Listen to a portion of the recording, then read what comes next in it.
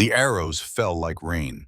Lieutenant Colonel Sarah Hayes had seen many things in her 22 years serving in the United States military, but she had never imagined dying on a world whose name she couldn't pronounce, shielding alien children with her own body.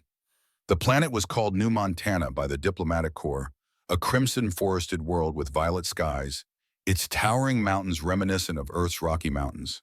Its native inhabitants, the Nexarii, were apex predators, 7 feet of sleek, muscle-retractable claws and amber eyes that could track movement in near-total darkness. They had joined the Galactic Coalition 3 cycles ago, though their integration had been rocky. Old habits died hard, especially for a species that had spent millennia at the top of their food chain. The Blood Roar warriors appeared at the ravine's edge like vengeful ghosts, their fur marked with ceremonial scars, and their eyes burning with righteous fury. There were 8 of them, their bows drawn and aimed at the lone human blocking their path to the cubs. The lead warrior, a scarred male with gray streaking his muzzle, knocked an arrow. "Move aside, soft skin. This is Nexarii business." Sarah's voice remained steady despite her hammering heart. "These children are under United States diplomatic protection. I can't let you harm them." The warrior's amber eyes narrowed. "Then you will die with them." The arrows fell like rain. The first shaft punched through Sarah's left shoulder, the impact spinning her slightly. She locked her knees, refusing to fall.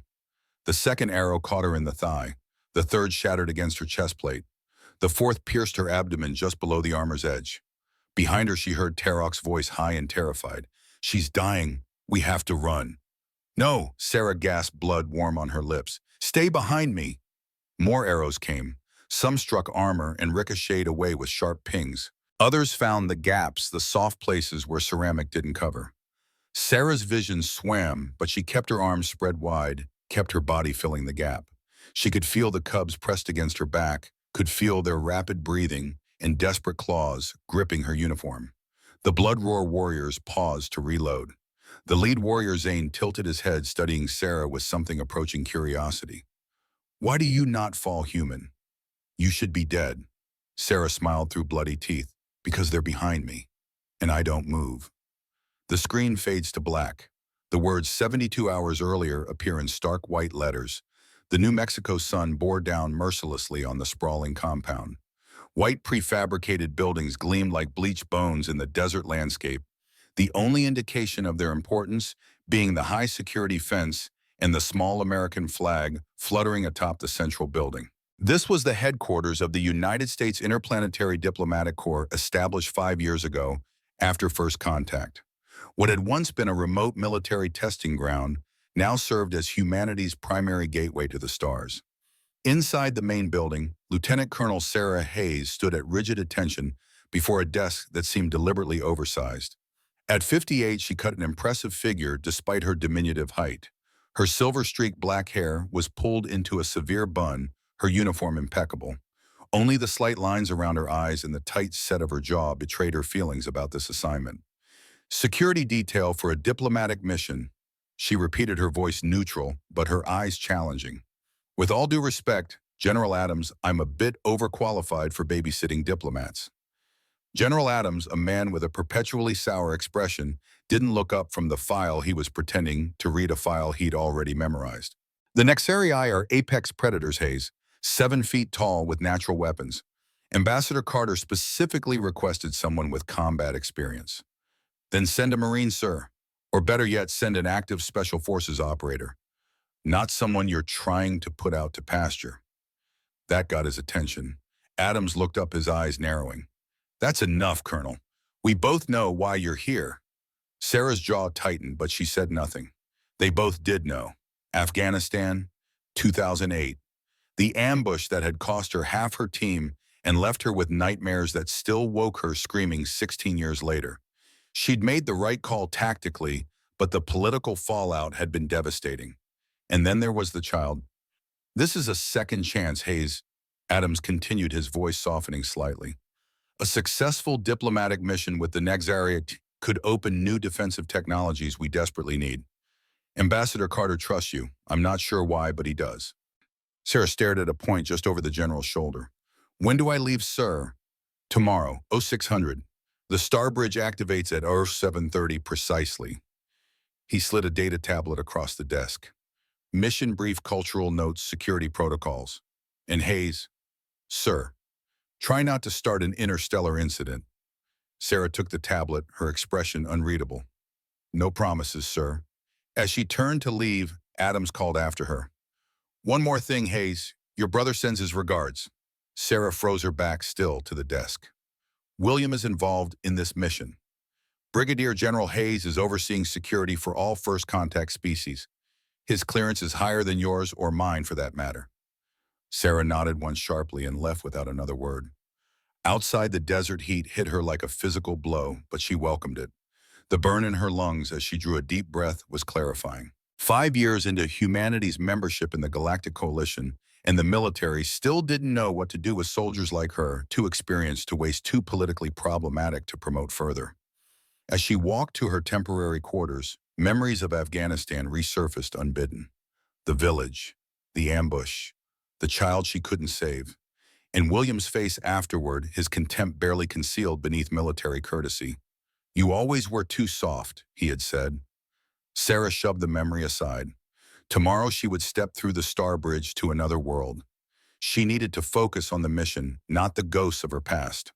In her sparse quarters, Sarah reviewed the mission brief. New Montana, named for its striking geographical similarities to Earth's Mountain West, was a resource-rich world. The Nexarii, despite their predatory nature, had developed a complex civilization built around clan structures and hunting prowess. They had achieved spaceflight a century before humans, but had focused primarily on artistic and biological sciences rather than weapons technology. That had made them vulnerable when the Drothi Empire had attempted conquest 30 years ago. The Galactic Coalition had intervened, and now the Nexarii were junior members still finding their place among the stars. Sarah's tablet pinged with an incoming message. The sender was labeled simply as WH. Mission parameters have changed.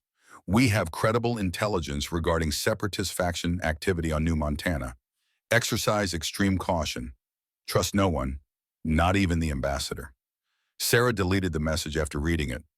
William had always had a flair for the dramatic and an obsession with conspiracy. Still, she made a mental note to increase her personal vigilance. William might be paranoid, but his intelligence was rarely wrong. As the New Mexico sun set outside her window, painting the desert in crimson and gold, Sarah Hayes cleaned her standard-issue sidearm and packed her few personal belongings. Tomorrow she would stand on alien soil protecting American interests among creatures that had evolved as perfect predators. She had faced worse odds. The Starbridge terminal resembled an airport gate, if airports had been designed by someone with an unhealthy fascination with theoretical physics. The circular portal hummed with energy, its surface a shimmering blue that reminded Sarah of the ocean on a clear day. Ambassador James Carter was speaking animatedly with his staff, a tall man with an academic's slouched posture, but a politician's perfectly tailored suit. Sarah had read his file, former Senator Ph.D. in Xenopolitics from Harvard widower with 2 grown children. His appointment as ambassador to New Montana had raised eyebrows, but his previous diplomatic successes with the Aldari had silenced most critics. Sarah approached, noting the 6 other members of the diplomatic team. 2 security personnel, both former military but junior, to her 3 cultural attachés, and a science advisor who looked barely old enough to shave.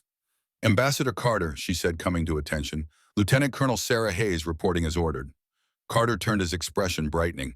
Colonel Hayes, excellent timing. We were just discussing the ceremonial aspects of our arrival. He gestured to the young scientist.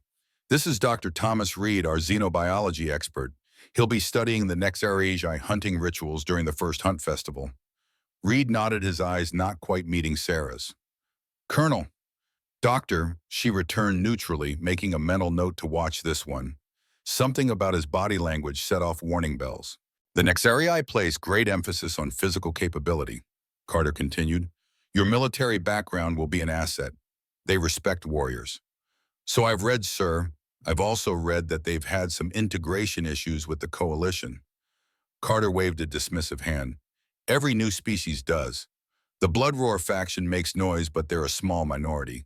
Chief Theron assures me they're contained. Before Sarah could respond, a klaxon sounded and the Starbridge's blue surface rippled. Ah, right on schedule. Carter beamed. Everyone remember the protocol. No sudden movements, maintain eye contact, but don't stare. And for God's sake, no baring of teeth unless a Nexarii does it first. Sarah positioned herself slightly ahead of the ambassador, her stance relaxed but ready. The star bridge stabilized its surface, now resembling a vertical pool of water. "Ladies and gentlemen," announced a technician, "star bridge stable and verified. Destination New Montana Diplomatic Compound. You may proceed." Carter stepped forward confidently, then paused. "Colonel, would you do the honors? The Nexarii will appreciate a warrior taking point." Sarah nodded and stepped up to the shimmering surface. She took a deep breath, remembering her first parachute jump, that same moment of suspended anticipation before the plunge. Then she stepped through. The sensation was disorienting, a moment of weightless cold followed by a discomforting stretch, as if every cell in her body was being gently pulled in all directions at once. Then gravity reasserted itself, and Sarah Hayes stood on another world. New Montana's crimson forest stretched to the horizon, punctuated by jagged mountains that resembled the Rockies, but with a strange, almost architectural precision to their peaks. The sky above was a deep violet, the sun smaller but brighter than Earth's. The air carried unfamiliar scents, something like cinnamon mixed with ozone. The diplomatic compound was a blend of human and Nexarii architecture, clean human lines softened by the organic curves preferred by the Nexarii. A delegation waited at a respectful distance, led by a towering Nexarii whose silver-streaked fur and elaborate ceremonial armor marked him as a leader. Sarah stepped forward, creating space for the rest of the delegation to emerge. Ambassador Carter came through next, his momentary disorientation quickly replaced by a diplomat's practiced smile. "Chief Theron," Carter greeted, careful not to show teeth. "On behalf of the United States of America and all of Earth, I thank you for your hospitality." The Nexarii leader inclined his head, amber eyes evaluating the humans with unnerving intensity. "Ambassador Carter, your journey was without difficulty." His voice was deeper than a human's, but perfectly understandable through the translator implants they all carried. "Perfectly smooth," Carter assured him. "May I present Lieutenant Colonel Sarah Hayes, my chief of security?" Sarah stepped forward, meeting the alien's gaze directly. She offered the traditional Nexarii greeting, pressing her fist to her opposite shoulder. "Chief Theron, I am honored." Theron's eyes widened slightly approval according to the cultural briefings. He returned the gesture. "A warrior. Good." The blood roar respects strength. He gestured to a female Nexarii at his side, her fur a rich auburn with complex patterns shaved into it. "My daughter Kara. She will serve as liaison to your security detail." Kara stepped forward, her movements fluid and predatory. Unlike her father, she wore a modified version of standard coalition armor rather than traditional Nexarii garb. Her eyes a startling gold rather than the typical amber assessed Sarah with open curiosity. "Colonel Hayes," she said, her English perfect and unaccented. "I look forward to working with you." Likewise," Sarah replied, noting the subtle signs of tension between father and daughter. Interesting. The briefing had mentioned nothing about family discord. As the rest of the delegation was introduced, Sarah maintained her vigilance, scanning the compound for potential threats. The Nexarii security detail was impressive. 12 warriors in ceremonial armor that nonetheless incorporated modern defensive technology. They maintained perfect formation, but Sarah noted that several watched Kara rather than the human visitors. Carter and Theron moved ahead deep in conversation about the upcoming festival of First Hunt. Sarah fell into step beside Kara, maintaining a professional silence until they were out of earshot of the main group. "Your father seems concerned about security," Sarah observed. Kara's ear flicked a sign of surprise or irritation, Sarah wasn't sure which. "The blood roar has been more active lately. They oppose any alliance with soft skins." Soft skins. Kara's mouth curved in what Sarah recognized as the Nexarii equivalent of a rueful smile. "Their term, not mine. They believe predators should not ally with prey." "And what do you believe?" Kara's golden eyes met hers. "That dividing the universe into predators and prey is a child's understanding. The Drothi would have destroyed us without the Coalition's intervention." She paused. "Some traditions deserve to die." Before Sarah could respond, a commotion erupted ahead.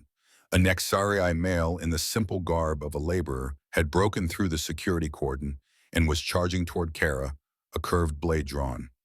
"Traitor," he snarled, his voice distorted with rage. Death to the soft-skinned lovers. Sarah moved instinctively, pushing Kara aside and stepping into the attacker's path. The Nexarii, surprised by the human's intervention, hesitated for a crucial second. It was all the time Sarah needed. She sidestepped the blade, caught the attacker's arm, and used his momentum against him. Despite his superior strength and size, the Nexarii found himself flipped onto his back, disarmed with Sarah's knee as pressing into his throat and his own blade held against his abdomen. "Stand down," she ordered, her voice deadly calm. The compound erupted into chaos. Nexarii security warriors surrounded them, weapons drawn. Ambassador Carter was hustled to safety by his security detail. Chief Theron barked orders in the Nexarii language, his expression thunderous. The attacker beneath Sarah snarled, exposing fangs. "Kill me, soft skin. Prove what you really are." "Not today," Sarah replied, maintaining pressure but not enough to cause serious harm. "I'd rather know who sent you." Nexarii security warriors pulled the attacker away, binding him with energy restraints. Kara approached, her expression a mixture of surprise and something else, respect perhaps. "You moved very fast for a human," she observed. Sarah holstered her sidearm, which she had drawn without conscious thought. "Old habits." Chief Theron approached, his expression grim. "Ambassador Carter is secure. Colonel Hayes, you have my gratitude for protecting my daughter." "Just doing my job, Chief Theron." Nevertheless, the massive Nexarii studied her with new intensity. "The festival of First Hunt begins tomorrow. After today's incident, I must insist on increased security." "Agreed," Sarah said. "I'd like to coordinate with Kara if that's acceptable." "It is decided." Theron nodded. "Kara will show you our security measures." He turned to his daughter, speaking in the Nexarii language, deliberately excluding Sarah from the conversation. Kara's ears flattened briefly, annoyance definitely, before she responded in the same language. Whatever she said caused Theron's fur to bristle before he controlled himself. "Until tonight's welcome feast, Colonel," Theron said, inclining his head before departing with his security detail. Once they were alone, Sarah turned to Kara. "Family disagreement. My father is traditional," Kara said carefully. "He believes I spend too much time studying human culture and not enough honoring our own ways." "And what do you think?" "I think," Kara said, her golden eyes meeting Sarah's directly, "that we have much to learn from each other, Colonel Hayes." Sarah nodded, a subtle understanding passing between them. "Call me Sarah." "Sarah," Kara repeated the name, sounding exotic in her Nexarii accent. "Come, I will show you our security systems, and perhaps you can show me that disarming technique you used." As they walked toward the security center, Sarah's tablet vibrated with another message from William. She checked it discreetly. "First attack right on schedule. There will be more. Watch the science team, especially Reed." Sarah deleted the message, her expression unchanged. Paranoid as always, yet the attack had occurred exactly as William had predicted, and Reed had been notably absent during the commotion. Perhaps her brother wasn't entirely wrong. The Nexarii Security Center was a blend of organic design and cutting-edge technology. Holographic displays showed every angle of the diplomatic compound and surrounding areas. Nexarii operators monitored communications, while warrior caste security personnel maintained patrol schedules. "Impressive," Sarah commented, genuinely meaning it. "Coalition technology with Nexarii sensory enhancements," Kara explained. "Our people can detect movement patterns and stress indicators that most species miss." Sarah studied the displays, noting the patrol routes and blind spots. "May I?" she asked, gesturing to the central console. Kara nodded, instructing the operator to grant Sarah access. The human officer spent several minutes examining security protocols, asking pointed questions about response times and containment procedures. "Your assassin," Sarah said finally. "What faction was he from?" Blood Roar. Kara replied, her voice tight. "They started as traditionalists opposed to joining the coalition. Now they've become violent separatists." "Do they have outside support?" Kara's golden eyes narrowed.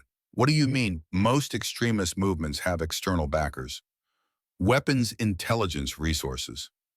You suspect someone is aiding them?" Kara's ears flattened, slightly tension, Sarah had learned. "I suspect everything. It keeps people alive." Sarah indicated the holographic display of the diplomatic quarters.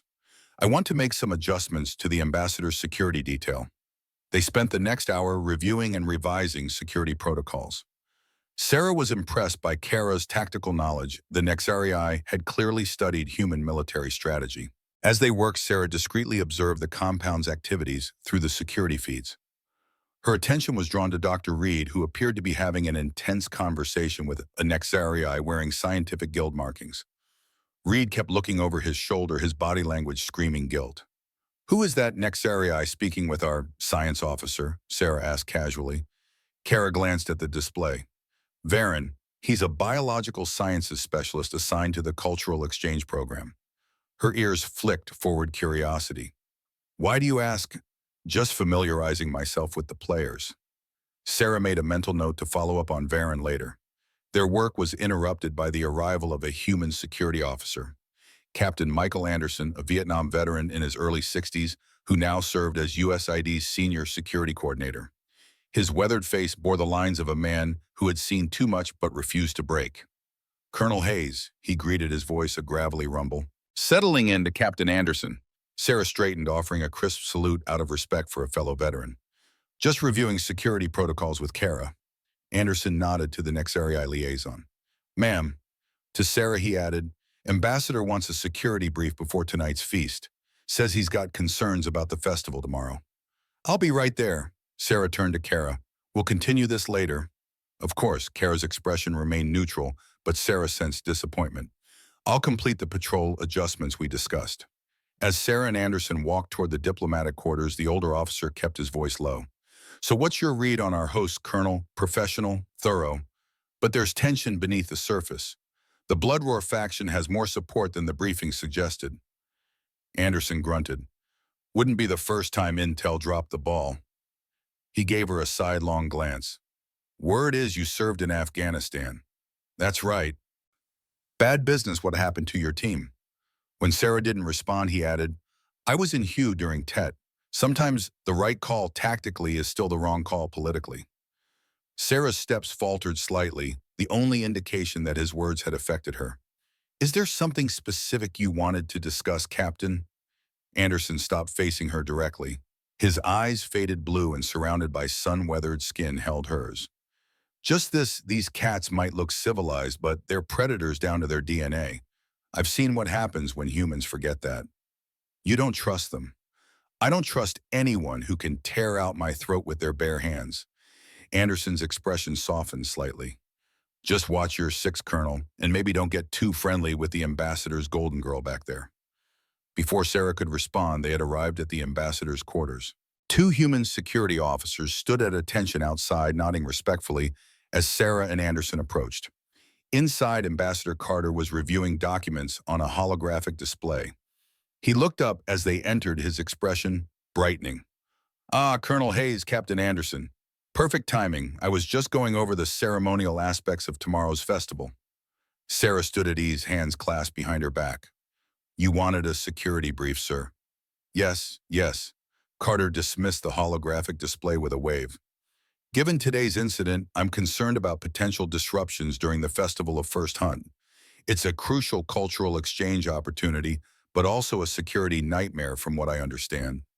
"It presents challenges," Sarah acknowledged. "The festival takes place in the heart of the Crimson Forest, with hundreds of participants spread across dozens of hunting grounds. Traditional weapons, only limited communication technology allowed." "The Nexarii take this ritual very seriously," Anderson added. "It's a coming-of-age ceremony for their youth. First hunt, first blood." Carter nodded. "Chief Theron has invited our entire delegation to observe. It's a significant honor. No other coalition species has been granted this privilege." "With respect, Ambassador," Sarah said carefully, "that makes us a perfect target for anyone wanting to disrupt Nexarii-human relations." "I'm aware of the risks, Colonel. That's why you're here." Carter's expression turned serious. "This treaty is too important to abandon over security concerns. The Nexarii defensive technology could revolutionize Earth's planetary defenses." "And if the Blood Roar attacks during the ceremony," Anderson asked, "we adapt, we overcome, but we do not withdraw." Carter's tone left no room for argument. "Chief Theron has staked his personal honor on our safety. To refuse his invitation now would be disastrous diplomatically." Sarah exchanged a glance with Anderson, seeing her own reservations mirrored in the older officer's eyes. "Understood, sir. We'll prepare accordingly." Excellent. Carter's smile returned. Now about tonight's feast. There's a specific greeting ritual we'll need to observe. As the ambassador detailed the intricacies of Nexarii formal dining etiquette, Sarah's mind was already mapping contingency plans. Something about this entire situation felt wrong. The convenient timing of the assassination attempt, Reed's suspicious behavior, William's cryptic warnings. Her instincts, honed by years of combat, were screaming that they were walking into a trap. The welcome feast was held in a soaring structure that blended architectural elements of a cathedral and a hunting lodge. Massive beams of a wood-like material arched overhead, while wall hangings depicted Nexarii hunting scenes and what appeared to be historical events. The central table was arranged in a circular pattern with Chief Theron at what humans would consider the head and Ambassador Carter placed in the position of honor at his right. Sarah stood at a respectful distance behind the ambassador, scanning the room continuously. The Nexarii elite were in attendance, their ceremonial garb glittering with precious metals and bioluminescent decorations. The sense of unfamiliar foods filled the air, some appetizing, others distinctly alien. Kara approached now, dressed in formal Nexarii attire that emphasized her warrior status while acknowledging her diplomatic role. "You look uncomfortable, Sarah." "Security personnel are supposed to look uncomfortable," Sarah replied, the corner of her mouth quirking slightly. "Keeps everyone on their toes." "You should eat. The feast will continue for hours." "I'll eat later, while on duty." "A warrior maintains vigilance," Kara finished. "We have that saying too." She gestured subtly toward a side corridor. "Walk with me. There's something you should see." Sarah hesitated, glancing at the ambassador, who was deep in conversation with Theron. Anderson caught her eye from across the room and gave a slight nod. He would watch Carter. Briefly, Sarah conceded, following Kara out of the main hall. The corridor led deeper into the structure, illuminated by soft amber lighting that complemented the crimson-hued wood. The walls were inscribed with intricate patterns that Sarah recognized as the Nexarii written language. "Where are we going?" "The Covenant Temple," Kara answered. "The heart of our spiritual tradition. Few off-worlders have seen it." They emerged into a circular chamber dominated by a central dais. Atop it sat a crystalline structure that seemed to capture and amplify the ambient light. Around the walls, alcoves held objects that Sarah surmised were relics of cultural significance. Kara moved to the center of the room, her posture changing subtly, more formal, almost reverential. "This is where our ancestors made the covenant of Fang and Claw, uniting the Nexarii clans 5,000 years ago. It is also where tomorrow our young ones will pledge their commitment before embarking on their first hunt." Sarah remained respectfully silent, understanding that Kara was sharing something profoundly significant to her culture.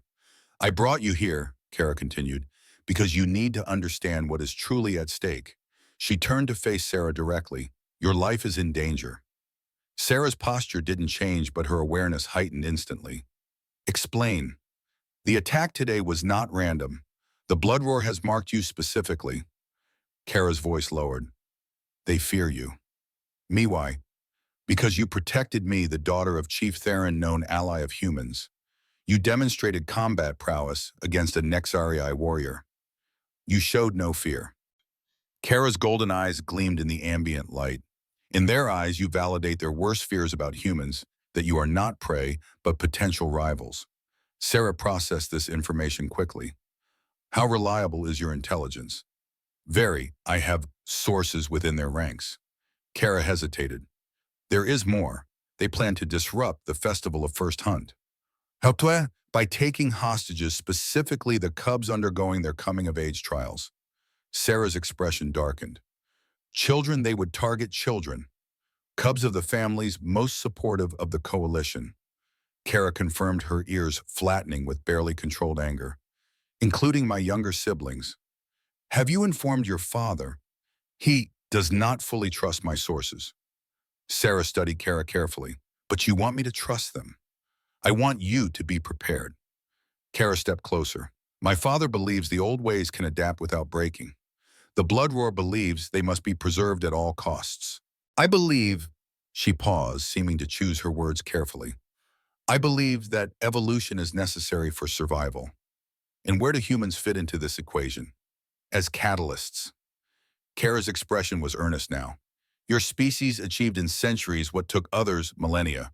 You adapt, you innovate, you survive against overwhelming odds. These are qualities the next era must learn if we are to thrive in the coalition. Sarah considered Kara's words, weighing them against her own observations in William's warnings. I need to inform the ambassador. Of course, but there is one more thing you should know. Kara reached into a concealed pocket and withdrew a small object, a tribal emblem made of metal and what appeared to be bone. If you find yourself in danger among my people, show this. It marks you as a friend of Clan Theron. Sarah accepted the emblem, recognizing its significance. Thank you. As they made their way back to the feast, Sarah's tablet vibrated. Another message from William. Meet me at the Earth observation point. 2300 hours. Come alone. Sarah deleted the message, her expression unchanging. First, she would need to speak with Ambassador Carter and then Captain Anderson. Something wasn't adding up, and she intended to find out what before anyone else was hurt. As they re-entered the feast hall, Sarah noticed Dr. Reed slipping away through a side entrance, his movements furtive. Following her instinct, she made a slight detour, gesturing for Kara to continue without her. Official business, she murmured. I'll rejoin you shortly. Sarah followed Reed at a discreet distance, her training making her all but invisible in the shadowed corridors. The young scientist moved with purpose, checking repeatedly to ensure he wasn't being followed. He eventually entered what appeared to be a communications center, empty at this hour due to the feast. Sarah positioned herself near the entrance, unable to see clearly, but able to hear Reed's voice. Package is secured, he was saying. Yes, I understand the timetable. The festival provides perfect cover. A pause, presumably while the other party spoke. No, I don't think she suspects anything. The old Vietnam relic is too busy mistrusting the Nexarii to watch his own team. Another pause. Understood. Read out. Sarah retreated silently before Reed could exit, her mind racing. She needed more information, but her suspicions were confirmed. Reed was involved in something unauthorized. The question was whether he was working for William the Blood Roar or some other faction entirely. She made her way back to the feast, resuming her position behind Ambassador Carter with such smoothness that few would have noticed her absence. Anderson, however, caught her eye from across the room, a questioning look on his weathered face. Sarah gave an almost imperceptible nod toward the exit. They needed to talk. The Earth observation point was a small elevated platform at the edge of the diplomatic compound. From here, Earth's sun was visible as a bright star in New Montana's night sky.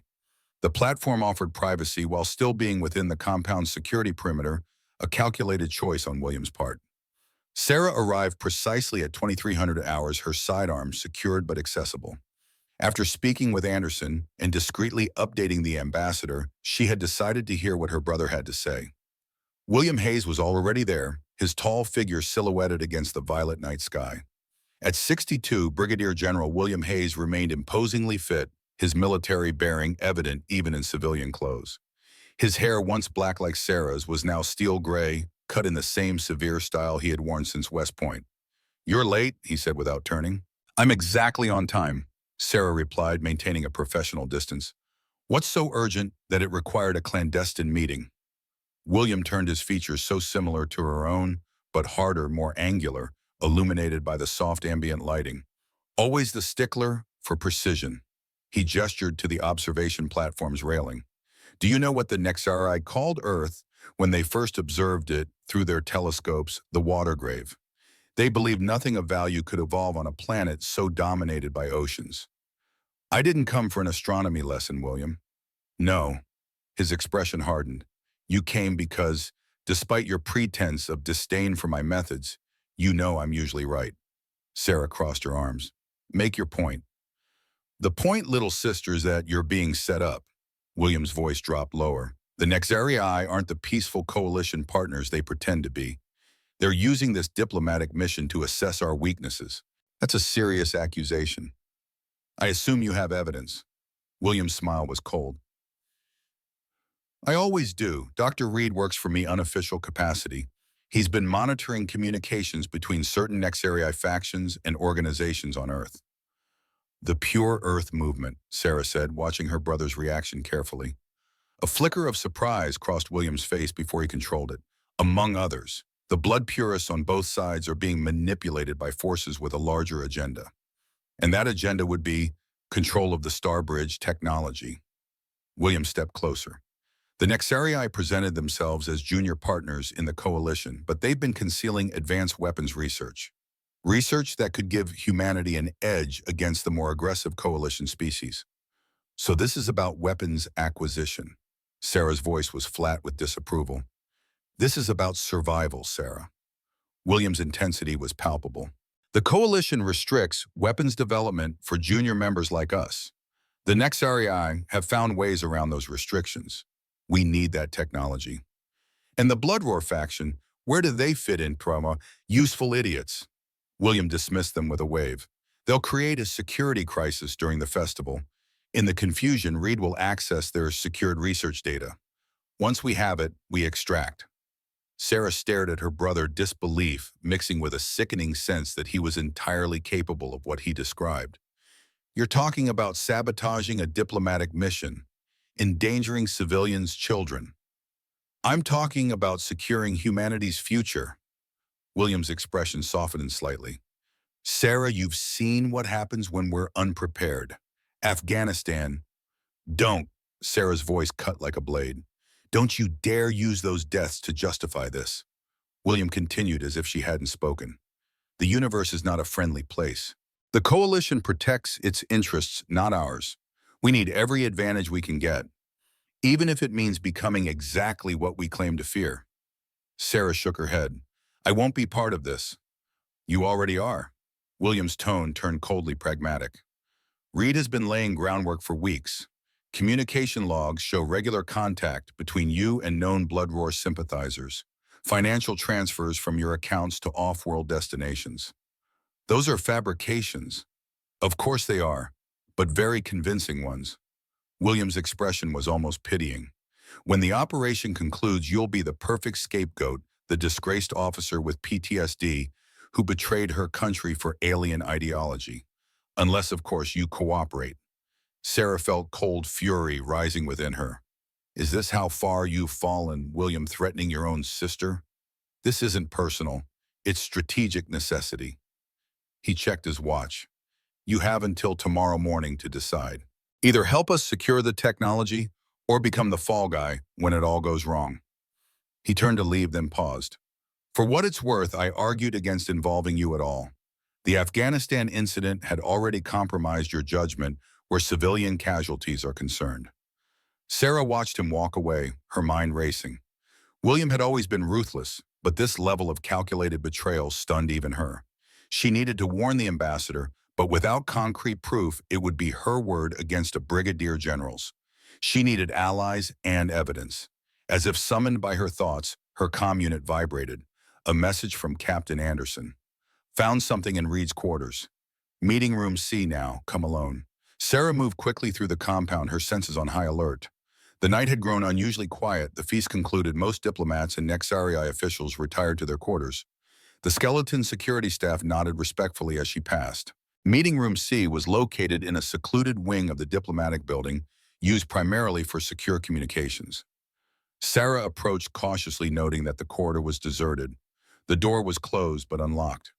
She drew her sidearm before entering, her combat instincts screaming caution. The room was dark.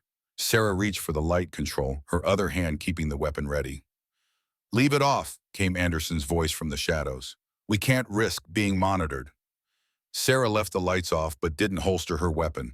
What did you find? Anderson's figure was barely visible in the darkness, seated at the conference table. Communications logs. Reed has been in contact with Earth military intelligence, specifically your brother's division. I know, Sarah said, remaining near the door. William just told me. He's planning to use the festival as cover to steal Nexarii weapons technology. Anderson was silent for a moment. That tracks with what I found. But there's more. He slid a data tablet across the table. Reed's also been communicating with someone in the Nexarii hierarchy. Encrypted, but I managed to break part of the cipher. Sarah approached cautiously, picking up the tablet while keeping Anderson in her peripheral vision. The partial decryption showed coordinates, timing sequences, and what appeared to be extraction points. This is a military operation. Yes, Anderson agreed, but I don't think it's sanctioned by either government. This has rogue element written all over it. Sarah studied the data pieces falling into place. The blood roar attack today, it was staged, a rehearsal. Or a warning, Anderson suggested. The question is, who's really pulling the strings? Your brother the blood roar, or someone else entirely? Sarah was about to respond when she noticed something odd, a tribal emblem identical to the one Kara had given her sitting on the table beside Anderson. Captain, she said carefully, where did you get that emblem? Anderson glanced at it. This found it in Reed's quarters. Seems our scientist has connections to Clan Theron. Sarah's grip tightened on her weapon. That's impossible. These emblems are only given to trusted allies of the clan. Kara gave me one earlier today. Anderson went very still. Did she now? Interesting coincidence. I don't believe in coincidences. Sarah raised her weapon slightly. Stand up slowly, Captain. Hands where I can see them. Anderson complied, his movements deliberate. You're making a mistake, Colonel. Maybe. Or maybe I'm finally seeing clearly. Sarah's voice hardened. Who are you really working for, Anderson? A slow smile spread across the older officer's face. Smart girl. Always were, according to your file. He made no move toward a weapon, which only increased Sarah's unease. I work for the same people I've always worked for, the United States government. The real question is, who are you working for? The lights suddenly blazed on, momentarily blinding Sarah. She maintained her aim at Anderson, blinking rapidly to clear her vision. Colonel Hayes, came Ambassador Carter's voice from the doorway. Please lower your weapon. Sarah didn't move, keeping Anderson in her sights. Sir, this situation isn't what it appears. Captain Anderson has been conducting a counterintelligence operation with my full authorization. Carter finished stepping into the room. Behind him stood two security officers, their weapons not drawn but ready. The emblem was a test, one which, unfortunately, you've failed.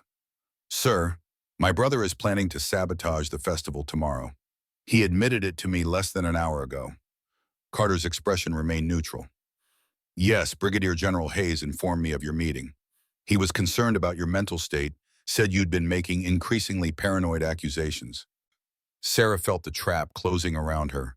William had outmaneuvered her completely. Ambassador, please listen. There's going to be an attack during the festival. Children will be targeted. Based on information from Kara, daughter of Chief Theron, Anderson asked, his tone skeptical. The same Kara who gave you that emblem, which, by the way, is not a mark of clan friendship, but a blood roar identification symbol. Sarah's certainty faltered. Could she have been so completely deceived? Colonel Hayes, Carter said, his voice gentler now. You've had a distinguished career, but your psychological evaluations after Afghanistan raised concerns about paranoia and impaired judgment under stress. I was willing to overlook those concerns based on your tactical expertise, but now... Sir, I'm not, Sarah began, but Carter held up a hand. You're relieved of duty, effective immediately.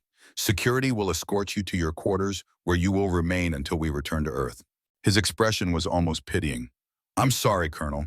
You deserve better than this end to your career.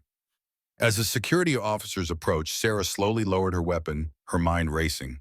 Something was very wrong with this entire scenario, but resistance now would only validate their accusations of instability. She allowed herself to be escorted back to her quarters, her posture rigid with contained fury. Inside, she immediately checked for surveillance devices, finding 3 which she left untouched. Let them think she was unaware. Her tablet had been confiscated, but she still had the tribal emblem Kara had given her. She examined it closely under the room's lighting, comparing it to her memory of the one on Anderson's table. They had appeared identical at first glance, but now she noticed subtle differences in the patterning. 2 similar but distinct emblems, but which was genuine? Sarah paced her quarters, weighing her options. If she was right, a catastrophe would unfold tomorrow. If she was wrong, any action she took would end her career permanently. The responsible choice would be to stay put, follow orders, return to Earth in disgrace, but with her pension intact. Sarah Hayes had never been particularly good at responsible choices when lives were at stake. A soft sound at her window drew her attention. The security barrier flickered briefly, then stabilized. A moment later, the window slid open and Kara's distinctive silhouette appeared. We don't have much time, the Nexarii said, her voice barely above a whisper. They're coming for you. Who? Sarah demanded, not moving closer. Everyone. Kara's golden eyes gleamed in the darkness. Your brother's operatives, my father's loyalists. The blood roar. You've become the focal point of something much bigger than you understand. Why should I trust you? Because right now I'm the only one not trying to use you as a pawn. Kara extended a clawed hand. The cubs are already in the forest for pre-ritual meditation. The attack will happen at dawn. We have 3 hours to reach them. Sarah hesitated, weighing her options. Stay and face certain disgrace. Go with Kara and face uncertain danger. In the end, it wasn't really a choice about all. Lead the way, she said, taking Kara's hand. As they slipped into the violet night of New Montana, the first hints of dawn were visible on the horizon. In the crimson forest ahead, innocent children prepared for what should have been a day of celebration. Instead, they would become pawns in a power struggle that spanned worlds, unless Sarah could stop it. Behind them, alarms began to sound in the compound, signaling her escape. The hunt had begun. The forests of New Montana burned crimson under the violet sky, a sea of alien vegetation stretching toward jagged mountains. Sarah Hayes moved silently through the undergrowth, her decades of military training evident in every careful step. Behind her followed Kara, the Nexariai's movements, even more fluid, a predator in her native environment.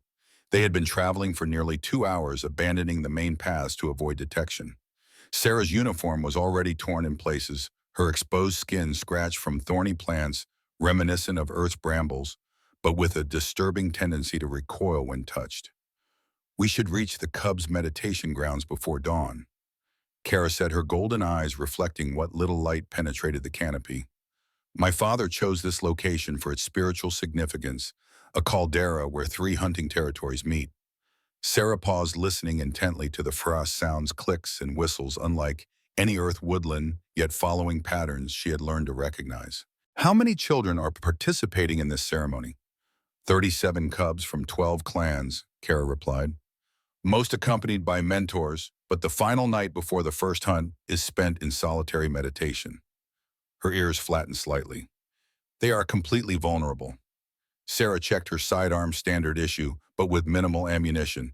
She'd managed to grab her tactical vest during their hasty escape, but her equipment was woefully inadequate for what might be coming. Tell me about the Blood Roar's combat tactics, Sarah said. Numbers, weapons, approach patterns. Traditional weapons, only bows, blades, hunting spears. They consider modern weapons dishonorable for sacred ground. Kara's expression darkened. But they will have 20, perhaps 30 warriors, all experienced hunters familiar with this territory. And your brother's operatives. Smaller team, perhaps 5 to 8. Human mercenaries with modified weapons energy, weapons disguised as traditional tools to bypass security protocols. Sarah processed this information, calculating odds and strategies. And we're just 2. Kara's mouth curved in what Sarah had learned was a Nexarii smile. 2 is enough when one is Sarah Hayes. Despite the gravity of their situation, Sarah felt an unexpected warmth at the alien's confidence. It had been a long time since anyone had believed in her so completely. A sound, barely perceptible, caused both women to freeze. Sarah's hand moved to her weapon as Kara's claws silently extended.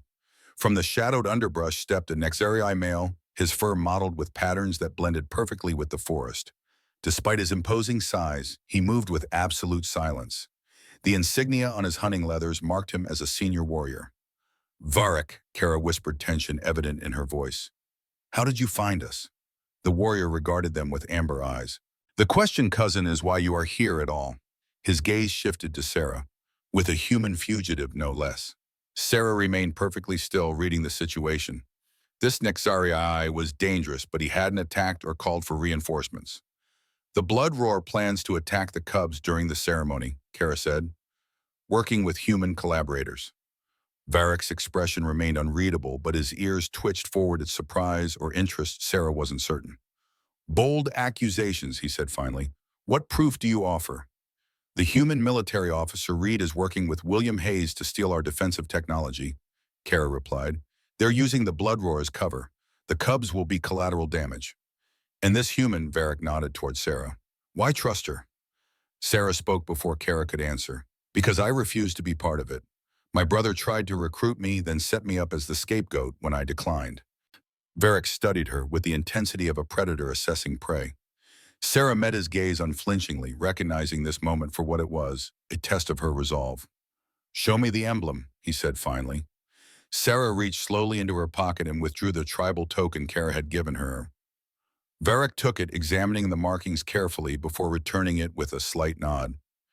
This is genuine clan protection. He turned to Kara. You invoked ancient law for this human. I did, Kara confirmed. She saved my life. More importantly, she stands with us when her own kind conspire against us. Varric seemed to reach a decision. I was tracking Blood Roar scouts, 3 patrols converging on the meditation grounds from different directions. He gestured toward the mountains. They will strike at dawn when the cubs emerge from their shelters to greet the day. We need to warn them, Sarah said. Varric shook his head.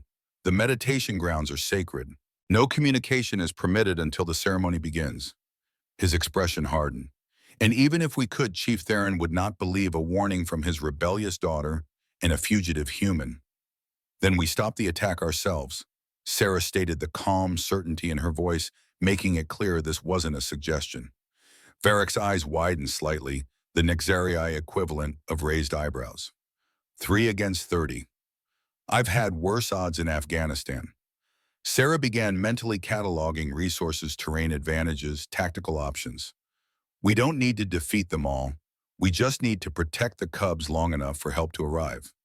Kara and Varric exchanged glances, a wordless communication that reminded Sarah they were members of a species with hunting encoded in their DNA. There is a way, Varric said finally, but it requires absolute trust. Sarah nodded. Tell me. As Varric outlined his plan, the first hints of dawn began to lighten the eastern sky. In 2 hours, the cubs would emerge from their meditation shelters. By then, Sarah Hayes would need to be ready to make her stand. The meditation caldera was a natural amphitheater, its curved walls draped with crimson vegetation that seemed to pulse with its own inner light. 37 small shelters, little more than lean-tos made from native materials, were arranged in a precise pattern across the caldera floor. In each, a young Nexarii contemplated what it meant to be a hunter, a predator, a guardian of clan traditions. Turok sat cross-legged in his shelter, struggling to maintain the proper meditation posture. At 12 Earth years in equivalent development, he was among the oldest cubs undertaking the first hunt. His auburn fur, so like his sister Kara's, was freshly groomed for the ceremony, the clan markings and long, newly shaved into the patterns that declared his lineage. As the son of Chief Theron, much was expected of him. Yet Turok's thoughts kept drifting from the ancient hunting mantras to the human delegation his father had welcomed, particularly the female warrior with silver-streaked hair who had moved with such precision when disarming the Blood Roar assassin. Kara had spoken often of the humans' resilience, their adaptability, traits the Nexarii would do well to emulate, she insisted, if they wished to thrive among the stars. Their father called such notions blasphemy. Turok wasn't sure what to believe. A sound outside his shelter, subtle but distinctive to Turok's sensitive ears, broke his meditation. Someone was approaching with deliberate stealth, not the ceremonial footsteps of the huntmasters who would summon them at dawn, but the careful tread of a hunter stalking prey.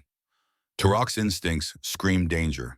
He flattened himself against the rear wall of his shelter, controlling his breathing as he'd been taught. His claws extended involuntarily, the vestigial threat response of a species evolved for killing. The wall of his shelter rustled as someone entered, not from the ceremonial entrance, but by cutting through the rear wall. Turok tensed, prepared to fight or flee. Easy, young one, came a familiar voice. It's Varric. Turok relaxed slightly as his father's trusted lieutenant entered the small space. Clan Hunter Varric, what's happening? It's forbidden to. Listen carefully, Varric interrupted, his voice barely above a whisper. The Blood Roar plans to attack the ceremony. Take hostages. You and the other cubs are in danger. Turok's eyes widened, but the huntmasters are outnumbered, Varric finished. I need your help. You know where the other royal cubs are sheltered. Turok nodded. His cousins Lyra and Kieran, at 7 and 5 Earth years respectively, were participating in a simplified version of the ceremony, too young for the full hunt, but old enough to begin learning the traditions. Good. You must gather them and follow me, quickly and silently. But the ceremony, Turok began, torn between duty and the clear urgency in Varric's manner. There will be other ceremonies if you survive, Varric said bluntly. Your sister Kara is helping prepare a defense. We have a human ally as well. A human. Terok's surprise was evident. The Bloodroar's hatred of humans was well known. If they attacked during a human diplomatic visit, it would shatter the fragile alliance. The female warrior Lieutenant Colonel Hayes. She refused to help her own kind sabotage our alliance. Varric's expression softened slightly. She reminds me of your sister, too stubborn to follow the expected path. This last detail, oddly, was what convinced Terok. The human female had shown remarkable skill and courage during the assassination attempt. If she was involved, the threat was real. I'll get Lyra and Kieran, yeah, he whispered. Varric nodded approval. Bring them to the Northwest Ravine. Be silent as shadow. Lives depend on it, young hunter. With that, Varric slipped out the way he had come. Terok took a deep breath, centering himself as he'd been taught. This was not the first hunt he had anticipated, but perhaps it was the one he needed, a real test, not a ceremonial one. Moving with the natural stealth of his species, Terok exited his shelter through the new opening. The caldera was still shrouded in pre-dawn shadows, the violet sky just beginning to lighten. The huntmasters would be arriving within the hour to begin the ceremony. Terok crept from shadow to shadow, using the meditation shelters for cover.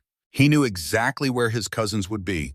The children of clan leaders were always positioned according to traditional hierarchies. He reached Lyra's shelter first. The 7-year-old was sound asleep, her meditation apparently less disciplined than required. Terok woke her with a gentle touch, pressing his finger to his lips in the universal signal for silence. Terok, she whispered, confused. Is it time already?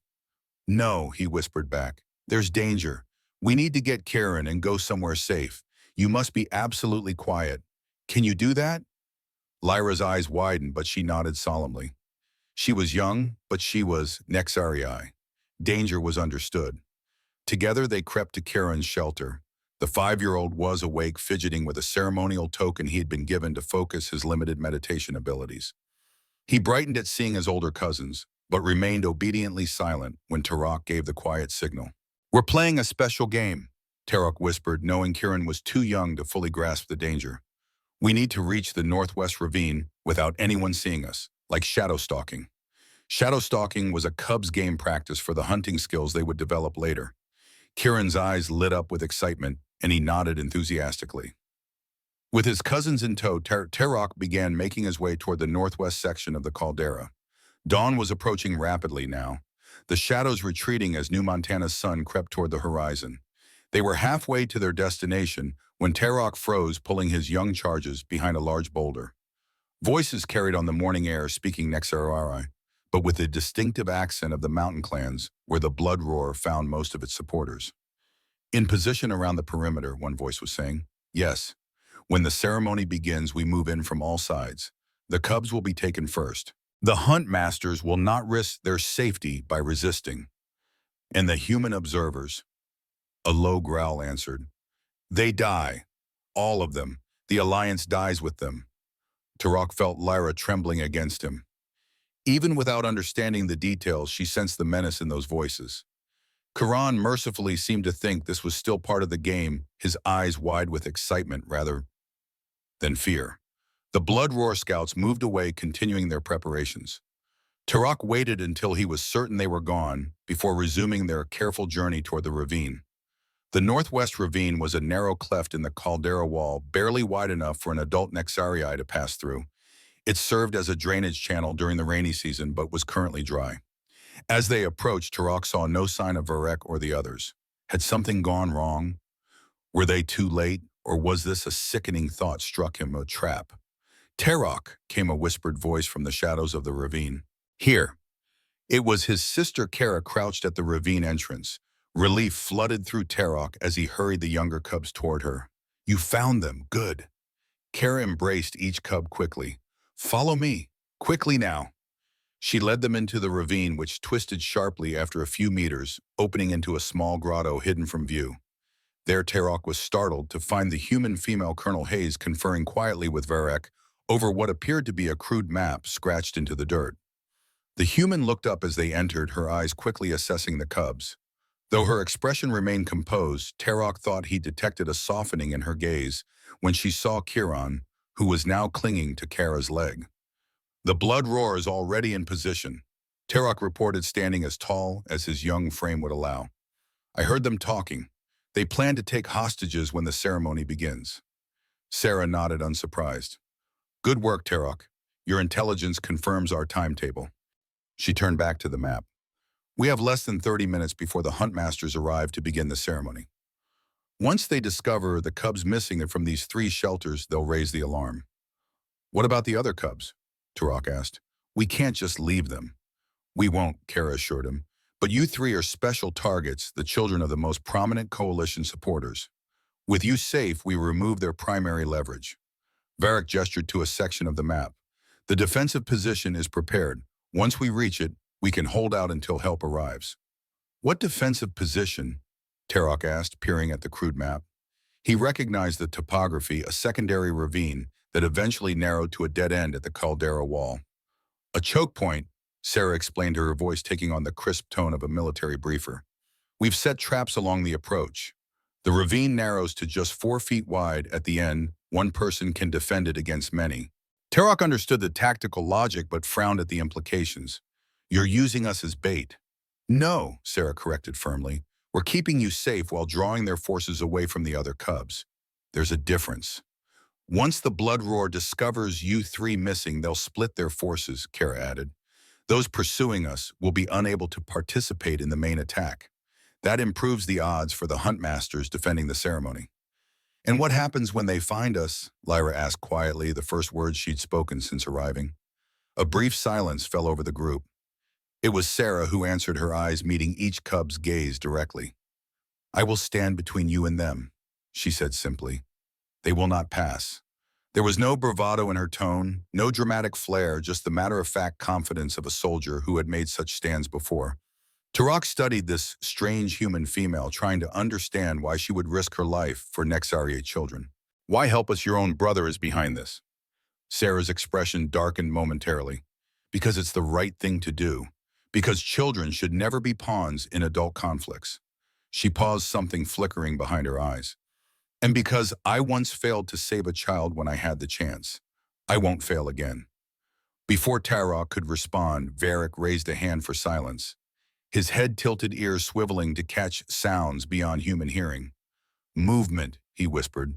Multiple directions. The Blood Roar is advancing ahead of schedule. They must have discovered the cubs missing, Kara said. We need to move. Now. Sarah nodded. Stick to the plan. Get the cubs to the defensive position. I'll delay any pursuers. Alone, Kara protested. That's suicide.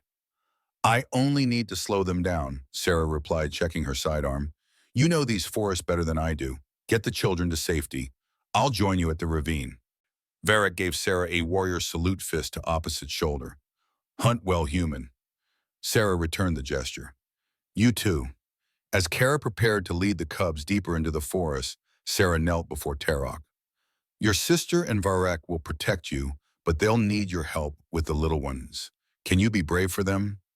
Tarok straightened, feeling oddly like he was being addressed as an equal rather than a child. I am Nexarii. I am not afraid. The corner of Sarah's mouth lifted slightly. Being brave isn't about not feeling fear, Tarok. It's about doing what's necessary despite being afraid. She placed a hand briefly on his shoulder. Now go. Keep them safe. As Tarok followed Kara and Varric leading his younger cousins deeper into the Crimson Forest, he glanced back once to see the human female checking her weapon, her face set in grim determination. In that moment, despite all the cultural differences between their species, Tarok recognized something universal, the stance of a protector preparing to defend those who could not defend themselves. Perhaps he thought there was something to learn from humans after all. Sarah Hayes moved through the crimson underbrush with careful precision, placing each foot deliberately to minimize sound. The forest was awakening with New Montana's dawn, unfamiliar creatures chittering and calling in the canopy above. She used the ambient noise as cover, timing her movements to coincide with natural sounds. 20 years in special forces had taught her the art of evasion, but she was operating on unfamiliar terrain against predators evolved for hunting. The Nexarii would track by scent as much as sound, an advantage she couldn't counter. So instead of running, she hunted them back. Sarah located a game trail and followed it for 50 meters before deliberately scuffing the ground, breaking a few branches and leaving clear signs of passage. Then she doubled back through a shallow stream, climbed a tree, and waited. The Blood Roar Patrol appeared 7 minutes later. Three warriors moving with the fluid grace of apex predators, traditional weapons ready. They paused at her false trail, conferring quietly in their native language. Sarah remained perfectly still, controlling her breathing as she watched from above. The lead warrior, a female with distinctive facial scarring, gestured for the others to follow the false trail while she investigated further. As the two males moved ahead, the female began a methodical search of the immediate area. Sarah remained motionless even as the Nexarii warrior approached her tree. The alien predator was thorough examining the ground with expert precision. Then slowly her head tilted upward. Amber eyes met Sarah's. For one frozen moment, predator and prey regarded each other. Sarah moved first, dropping from the branch directly onto the startled Nexarii. They crashed to the ground together, Sarah using the momentum to drive the alien's face into the soil. Before the warrior could recover, Sarah had her in a submission, hold one arm twisted behind her back and a knee pressing into her spine. "Don't make a sound," Sarah whispered in the Nexarii's ear, pressing her sidearm against the back of the alien's head. "Nod if you understand." The warrior nodded once her body tensed, but still. "How many in your hunting party, total numbers?" "Kill me and be done with it, human," the Nexarii spat. "I won't betray my cause." Sarah adjusted her grip, applying precise pressure to nerves she had studied in the Nexarii anatomical briefings. The warrior gasped in pain. "I don't want to hurt you," Sarah said quietly, "but I will protect those children. 22 years in combat zones taught me exactly how much pain a body can endure before breaking. Don't make me demonstrate." Something in her tone, the complete absence of bluff or bravado, seemed to register with the Nexarii. 26 warriors," she said finally, "divided into 5 hunting packs. And the human operatives." The warrior's silence confirmed Sarah's suspicion that the Blood Roar didn't know they were being manipulated. "What humans? This is Nexarii business." "You're being used," Sarah said. "My brother is exploiting your attack to steal your defensive technology. When it's over, you'll be blamed for sabotaging the Alliance, exactly what he wants." The Nexarii's body tensed beneath her. "Lies, the Pure Earth movement supports our cause. They understand that predators cannot ally with prey." "The Pure Earth movement is a front for military intelligence," Sarah replied. "They don't care about your cause. They want to ensure Earth maintains technological superiority by any means necessary." Before the warrior could respond, a bird call too perfect to be natural sounded from the direction the other two warriors had gone. They discovered the deception. Sarah acted quickly, striking a precise blow to render the Nexarii unconscious. She dragged the limp form into dense underbrush, using local vegetation to mask the scent as best she could. Then she moved fast and low in the opposite direction from where Kara had taken the cubs. She needed to draw as many pursuers as possible away from their actual route. For the next hour, Sarah led the Blood Roar on a carefully orchestrated chase through the Crimson Forest. She left false trails, doubled back, and set simple traps that wouldn't cause serious harm, but would slow and frustrate her pursuers. Each minute she kept them occupied was another minute for Kara to get the children to safety. The forest thinned as she approached a rocky outcropping. Sarah paused, assessing. She was being herded. She realized the pursuit patterns had been subtly directing her toward this less covered terrain. The Nexarii were adapting to her tactics. A flash of movement to her left confirmed her suspicion. The Blood Roar had flanked her position and was now closing in from multiple directions. Sarah checked her sidearm, 3 rounds remaining, and surveyed her options. The outcropping offered high ground but little cover. The forest behind her was now likely watched. Her best chance was to break through the weakest point in their perimeter and circle back toward the defensive ravine. She identified her target, a section where the undergrowth was thickest, providing maximum concealment for her escape route. Taking a deep breath, Sarah prepared to make her move. The distinctive whine of an energy weapon shattered the morning quiet. Not a Nexarii weapon. Human technology. Sarah dropped flat as a bolt of energy scorched the tree beside her. Williams' operatives had joined the hunt. A human voice called out in English. "Colonel Hayes, stand down and surrender. This doesn't have to get messy." Sarah recognized the voice, yet to read the young scientist from the diplomatic mission. She had been right about him. It's already messy, Reed, she called back, using his voice to pinpoint his location. William sent you to kill me, didn't he? Tie up the loose end? No one has to die, Reed replied.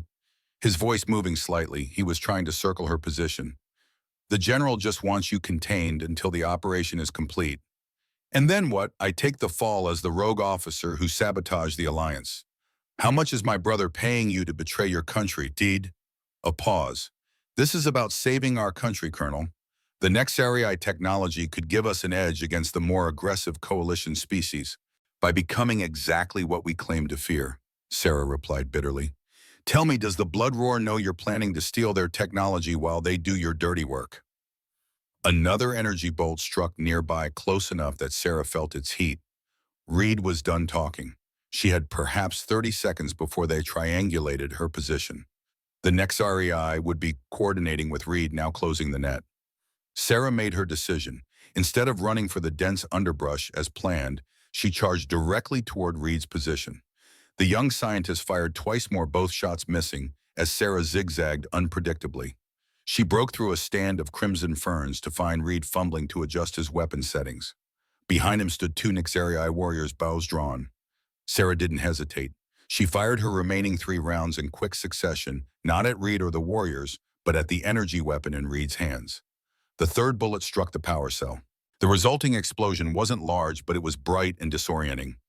Reed screamed as the weapon's backfire seared his hands. Sarah used the momentary confusion to barrel into the nearest Nexarii, knocking him off balance. She snatched his bow as he fell and immediately used it to parry a blade strike from the second warrior. The move surprised the Nexari, a human female using their traditional weapons with unexpected skill. Sarah pressed her advantage, striking with the bow's reinforced limb in a precisely targeted blow to the warrior's throat. The Nexariarch dropped, gasping for air. Sarah whirled to face Reed, who was still cradling his burned hands. Tell my brother he taught me well, she said coldly. Never trust anyone completely, not even family. Then she was running again, using the stolen bow as a staff to vault over fallen logs and push through the dense vegetation. She had no illusions about having lost her pursuers. The momentary advantage would last minutes at most. But minutes might be enough. The terrain began to rise as she approached the ravine where Kara had planned to make their stand. Sarah's breathing came harder now, her 58-year-old body reminding her that she wasn't as young as she once was. 2 days without proper sleep, minimal food, and the strain of combat were taking their toll. She reached the ravine entrance as the sun cleared the eastern mountains, bathing New Montana in golden light that turned the crimson forest into a sea of fire. Sarah paused just long enough to catch her breath and examine her stolen bow. It was a beautiful weapon, clearly ceremonial but fully functional. The quiver she'd taken from the stunned warrior held 7 arrows. 7 arrows against what remained of 26 Blood Roar warriors and an unknown number of human operatives. Not great odds. Sarah allowed herself a grim smile as she entered the ravine. She'd faced worse in Afghanistan.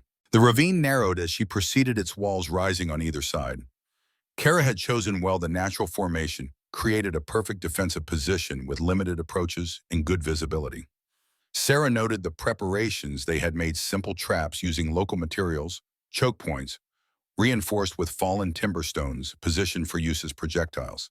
She rounded a bend to find Kara and Varric waiting tensely, the cubs sheltered in a small cave behind them. You made it, Kara said, relief evident in her voice. We heard weapons fire. Reed and his team caught up to me, Sarah replied, checking the ravine behind her. I borrowed some equipment and left them temporarily inconvenienced. But they'll be here soon. 5 minutes, maybe less. Varric nodded toward the stolen bow. You know how to use that, human. 7 years competitive archery in college. Sarah answered, testing the draw weight. It was heavier than she was accustomed to, but manageable.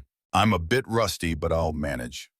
Tarok emerged from the cave, Lyra and Kieran peering nervously from behind him. Did you kill them? The young Nexari asked, his eyes fixed on the blood smeared across Sarah's uniform, mostly her own from cuts and scrapes during her forced evasion. No, Sarah replied gently. I don't kill unless I have no other choice. I just slowed them down. Something in Tarok's expression shifted, respect perhaps. He straightened visibly, gathering his courage. I can help. I've been training with the bow since I was Karan's age. Sarah glanced at Kara, who gave a slight nod. Very well, Sarah said. But you stay behind me. Your job is to protect Lara and Karan if we fall. Understood. Understood, Tarak replied solemnly. Sarah turned back to Kara and Varric. What's our extraction plan? We can't stay here indefinitely. The ceremony should be underway by now, Varric said. When the cubs were discovered missing, the huntmasters would have sent runners to the compound. How long for reinforcements to reach us? Kara's expression was grim. 2 hours minimum, if they believe there's a genuine threat. And the maximum, Sarah asked, already guessing the answer. They might not come at all, Varric admitted. If your brother has convinced the ambassador that you've gone rogue, Chief Theron may believe this is a human plot. He could order a full security lockdown of the compound instead of sending help. Sarah nodded unsurprised. Then we hold this position as long as necessary. The ravine narrows to 4 feet at the end? 3.5, Kara corrected. Barely enough for one Nexari to pass. Or one human, Sarah said quietly. I'll take the forward position. You two form a second line of defense. If they break through me, you'll still have a chance to protect the cubs. Sarah, Kara began to protest. It's the logical deployment, Sarah interrupted. I'm the most expendable, and I've done this before.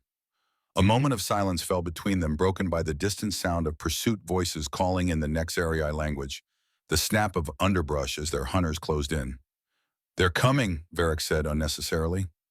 Sarah checked the bow one final time, then took her position at the narrowest point of the ravine. Behind her, Kara and Varric prepared their own weapons. Further back, Tarak stood at the cave entrance, his young frame rigid with determination as he sheltered his younger cousins. The first Bloodroar warrior appeared at the ravine entrance, weapon raised. Behind him, Sarah glimpsed Reed and another human operative, their faces grim. Last chance, Colonel, Reed called. Surrender the Nexarii children and we can end this peacefully. Sarah knocked an arrow, drawing the bow with practiced precision, despite the years since she had last held such a weapon. You want these children? She called back, her voice ringing with cold certainty. You come through me. The arrow flew true, striking the ground at the lead warrior's feet, a warning, not an attack. The message was clear. The Bloodroar hesitated, their instincts warring with their mission. They could see the defensive position, understand the tactical challenge it presented. Reed pushed forward impatiently. What are you waiting for? There are only 4 of them, and one is a human female past her prime. The Bloodroar leader, the female with facial scars, whom Sarah had encountered earlier, snarled at the human's disrespect. But she gave the order to advance nonetheless. The first wave rushed the ravine entrance, 3 warriors moving with coordinated precision.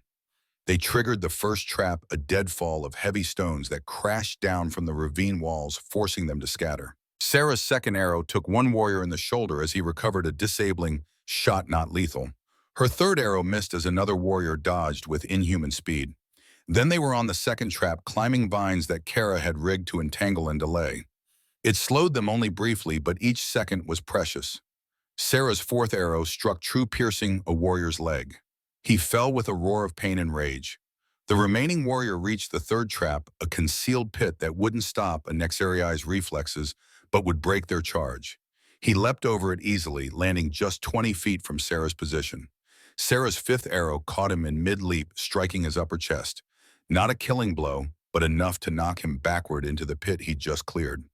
Fall back and regroup, the Bloodroar leader ordered her warriors, retreating to the ravine entrance. Sarah used the momentary respite to assess their situation.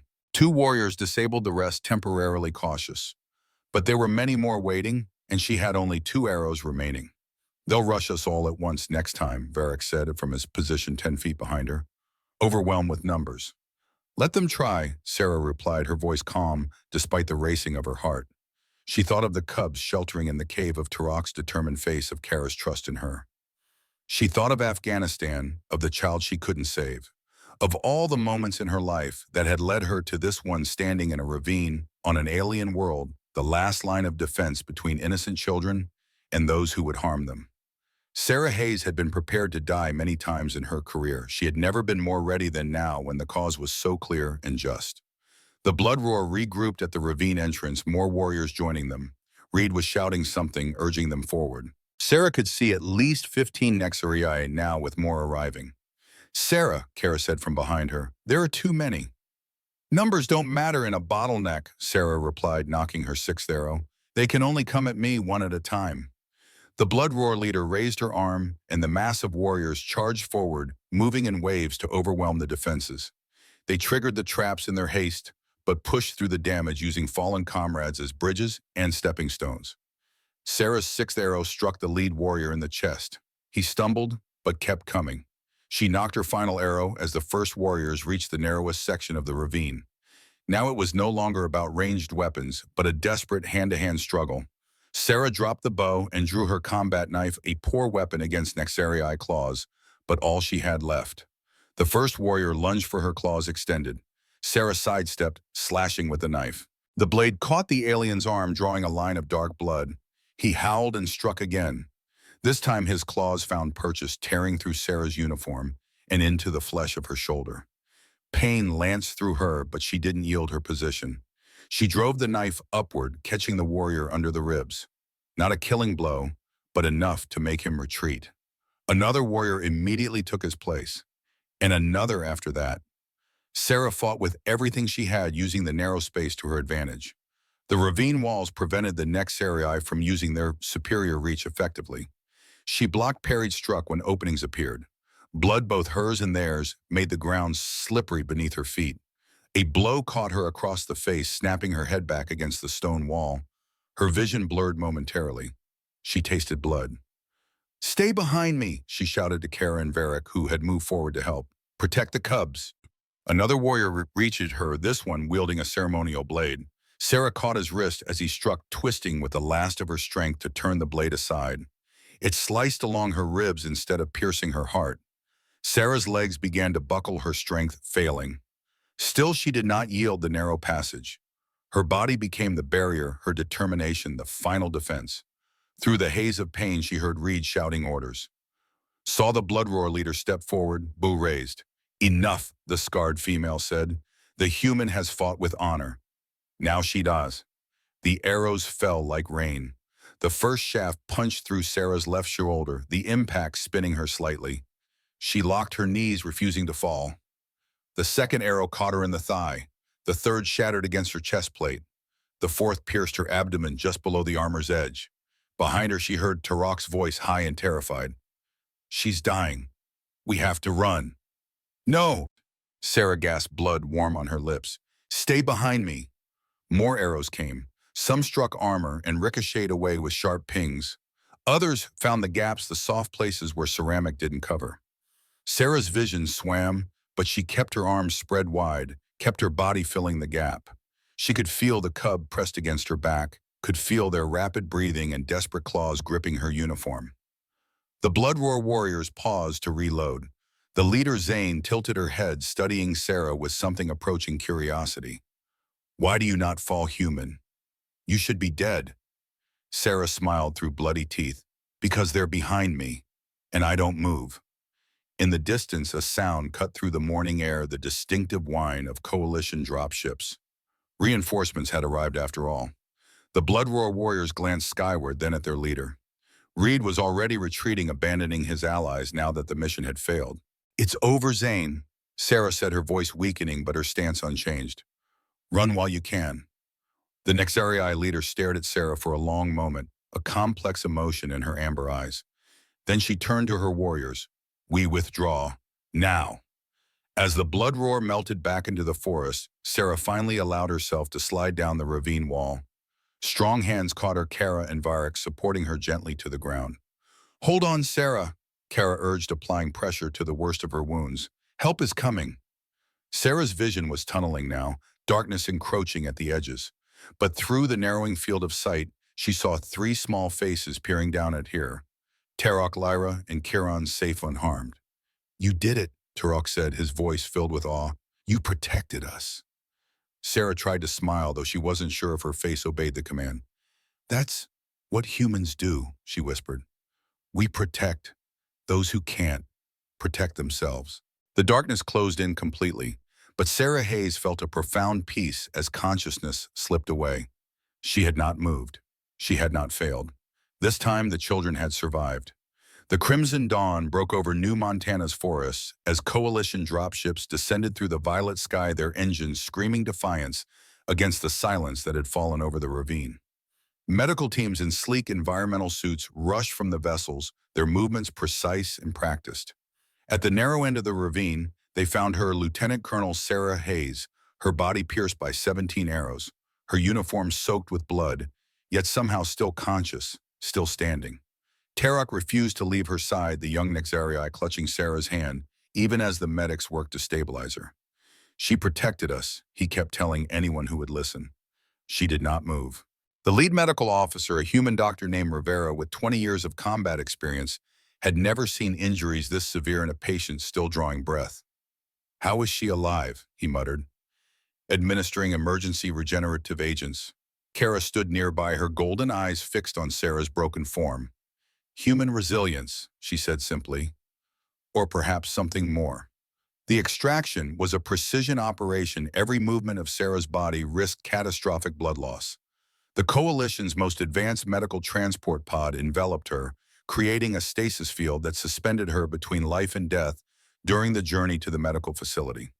Chief Theron himself met the medical transport, his imposing figure silhouetted against the facility entrance.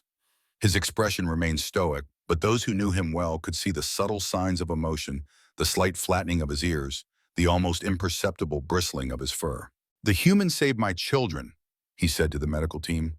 "Use everything at your disposal. Nexaria, biological techniques, coalition technology, whatever it takes."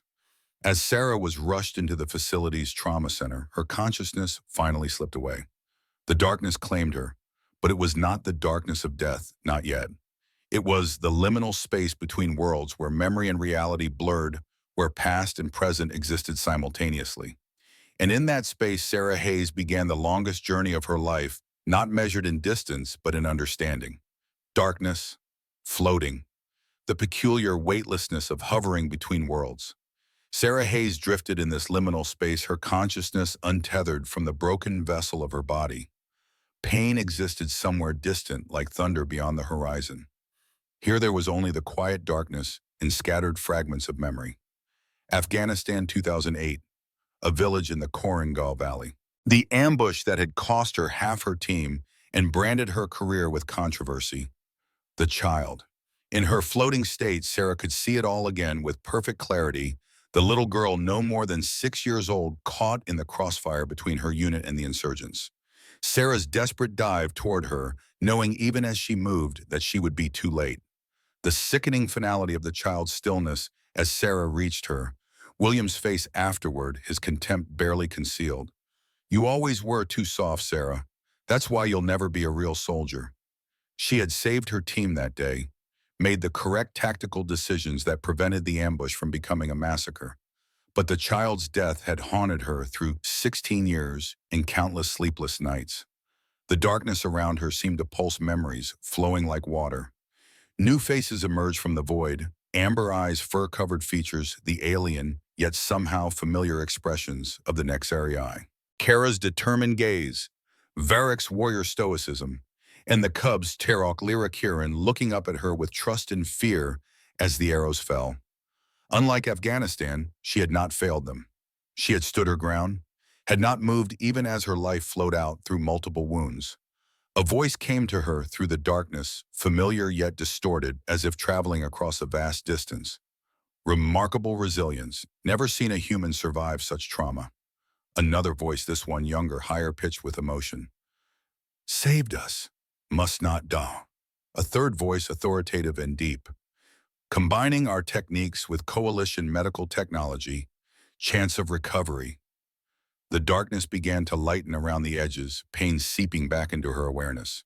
Sarah felt herself being pulled back toward consciousness, drawn by the voices and the steady beep of medical equipment. With tremendous effort, she opened her eyes.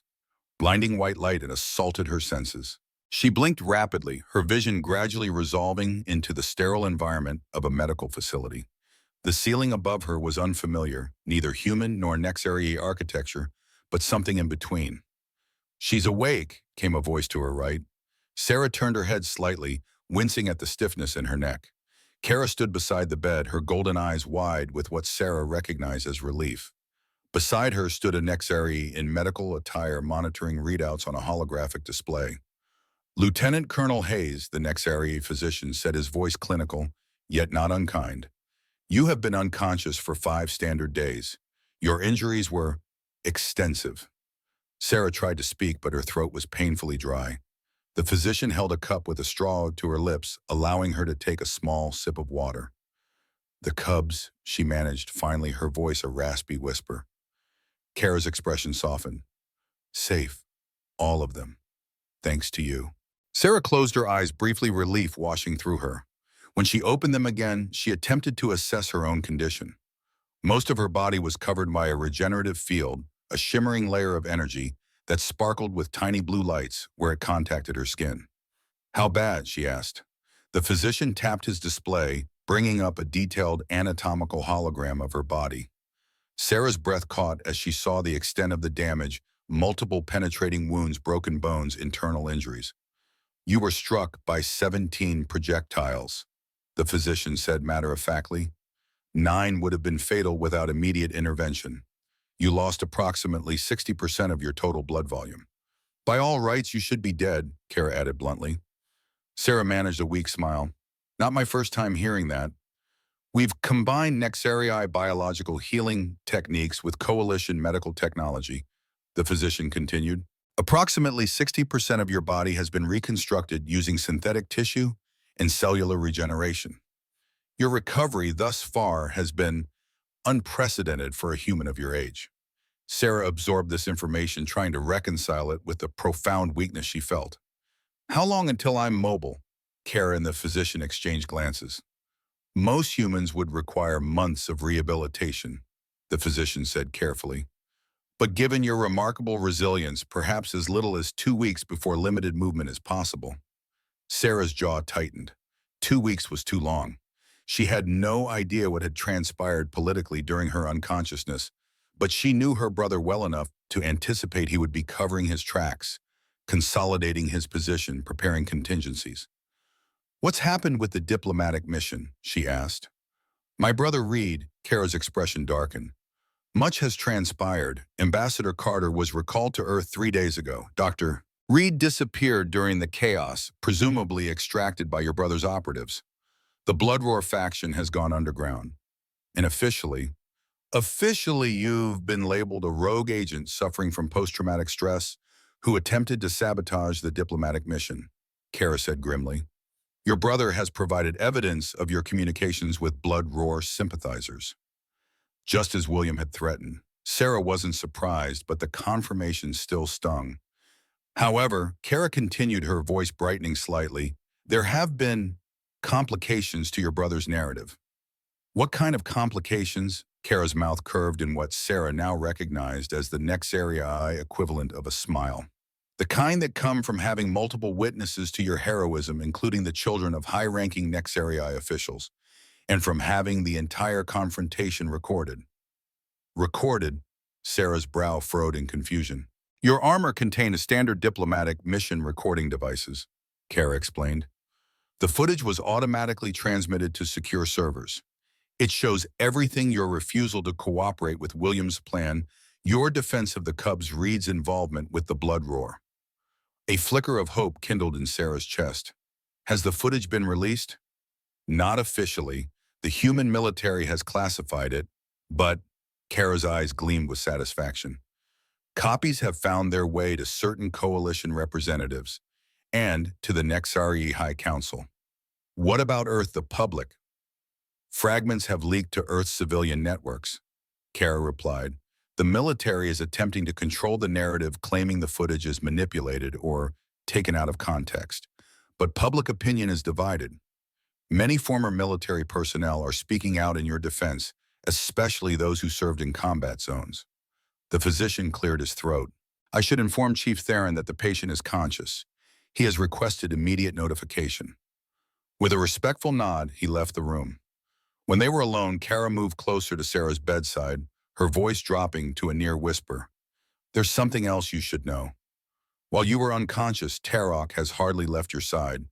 He's been telling anyone who will listen about how you stood against overwhelming odds to protect him and his cousins. Where is he now? Reluctantly attending his studies. He'll be overjoyed to know you're awake. Kara paused.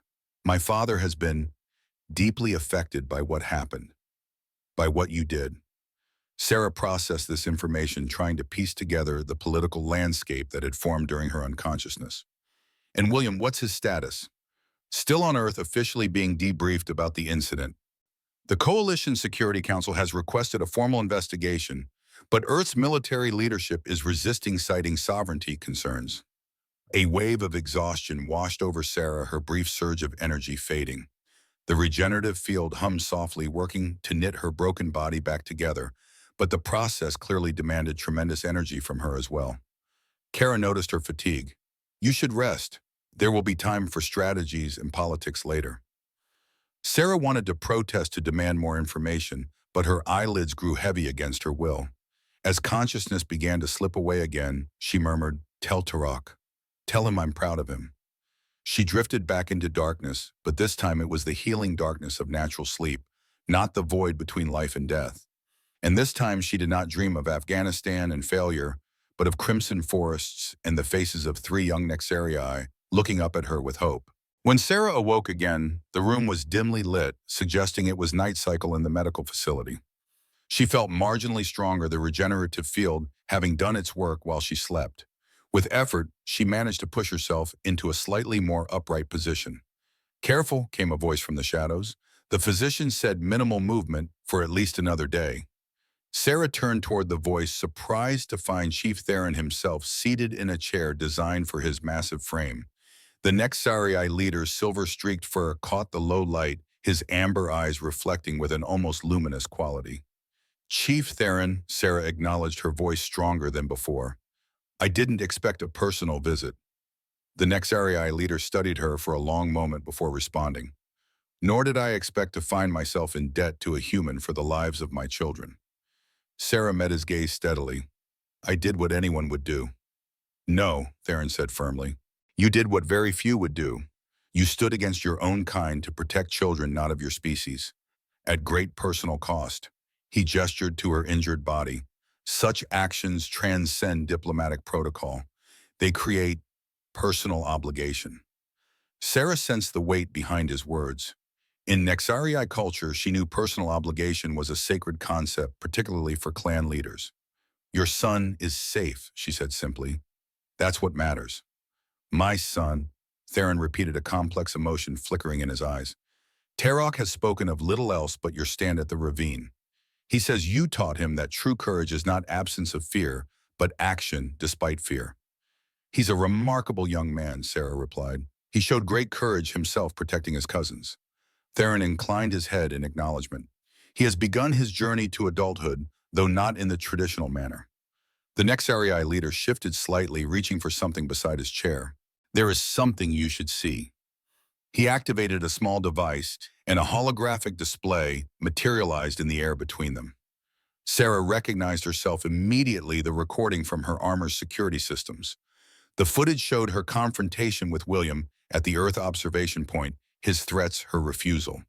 "This recording has created difficulties for your brother's narrative," Theron said dryly.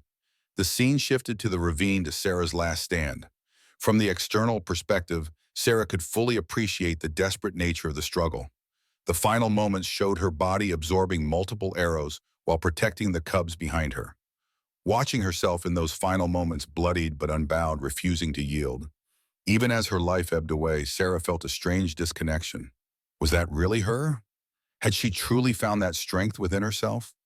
Theron paused the recording, studying her reaction. "The exchange between you and Zane at the end has become something of a rallying cry among certain factions of both our species." Sarah nodded, remembering those words spoken through bloody lips, words that had defined her choice in that moment. "This footage has been viewed by the Nexarii High Council," Theron continued, "and by select members of your Earth government." "Has it changed anything?" Sarah asked, her voice quiet. "It has complicated everything," Theron replied. "Your brother's faction insists the recording is edited or taken out of context. They maintain you are acting as a rogue agent, but others in your government are beginning to question this narrative." "And the Nexarii position?" Theron's expression became solemn. "The High Council has invoked Saranya Protocol." Sarah's brow furrowed. "I'm not familiar with that term." "It is ancient law, rarely invoked. When an outsider sacrifices themselves to protect Nexarii cubs, they are granted the status of Saranya, guardian of the lineage.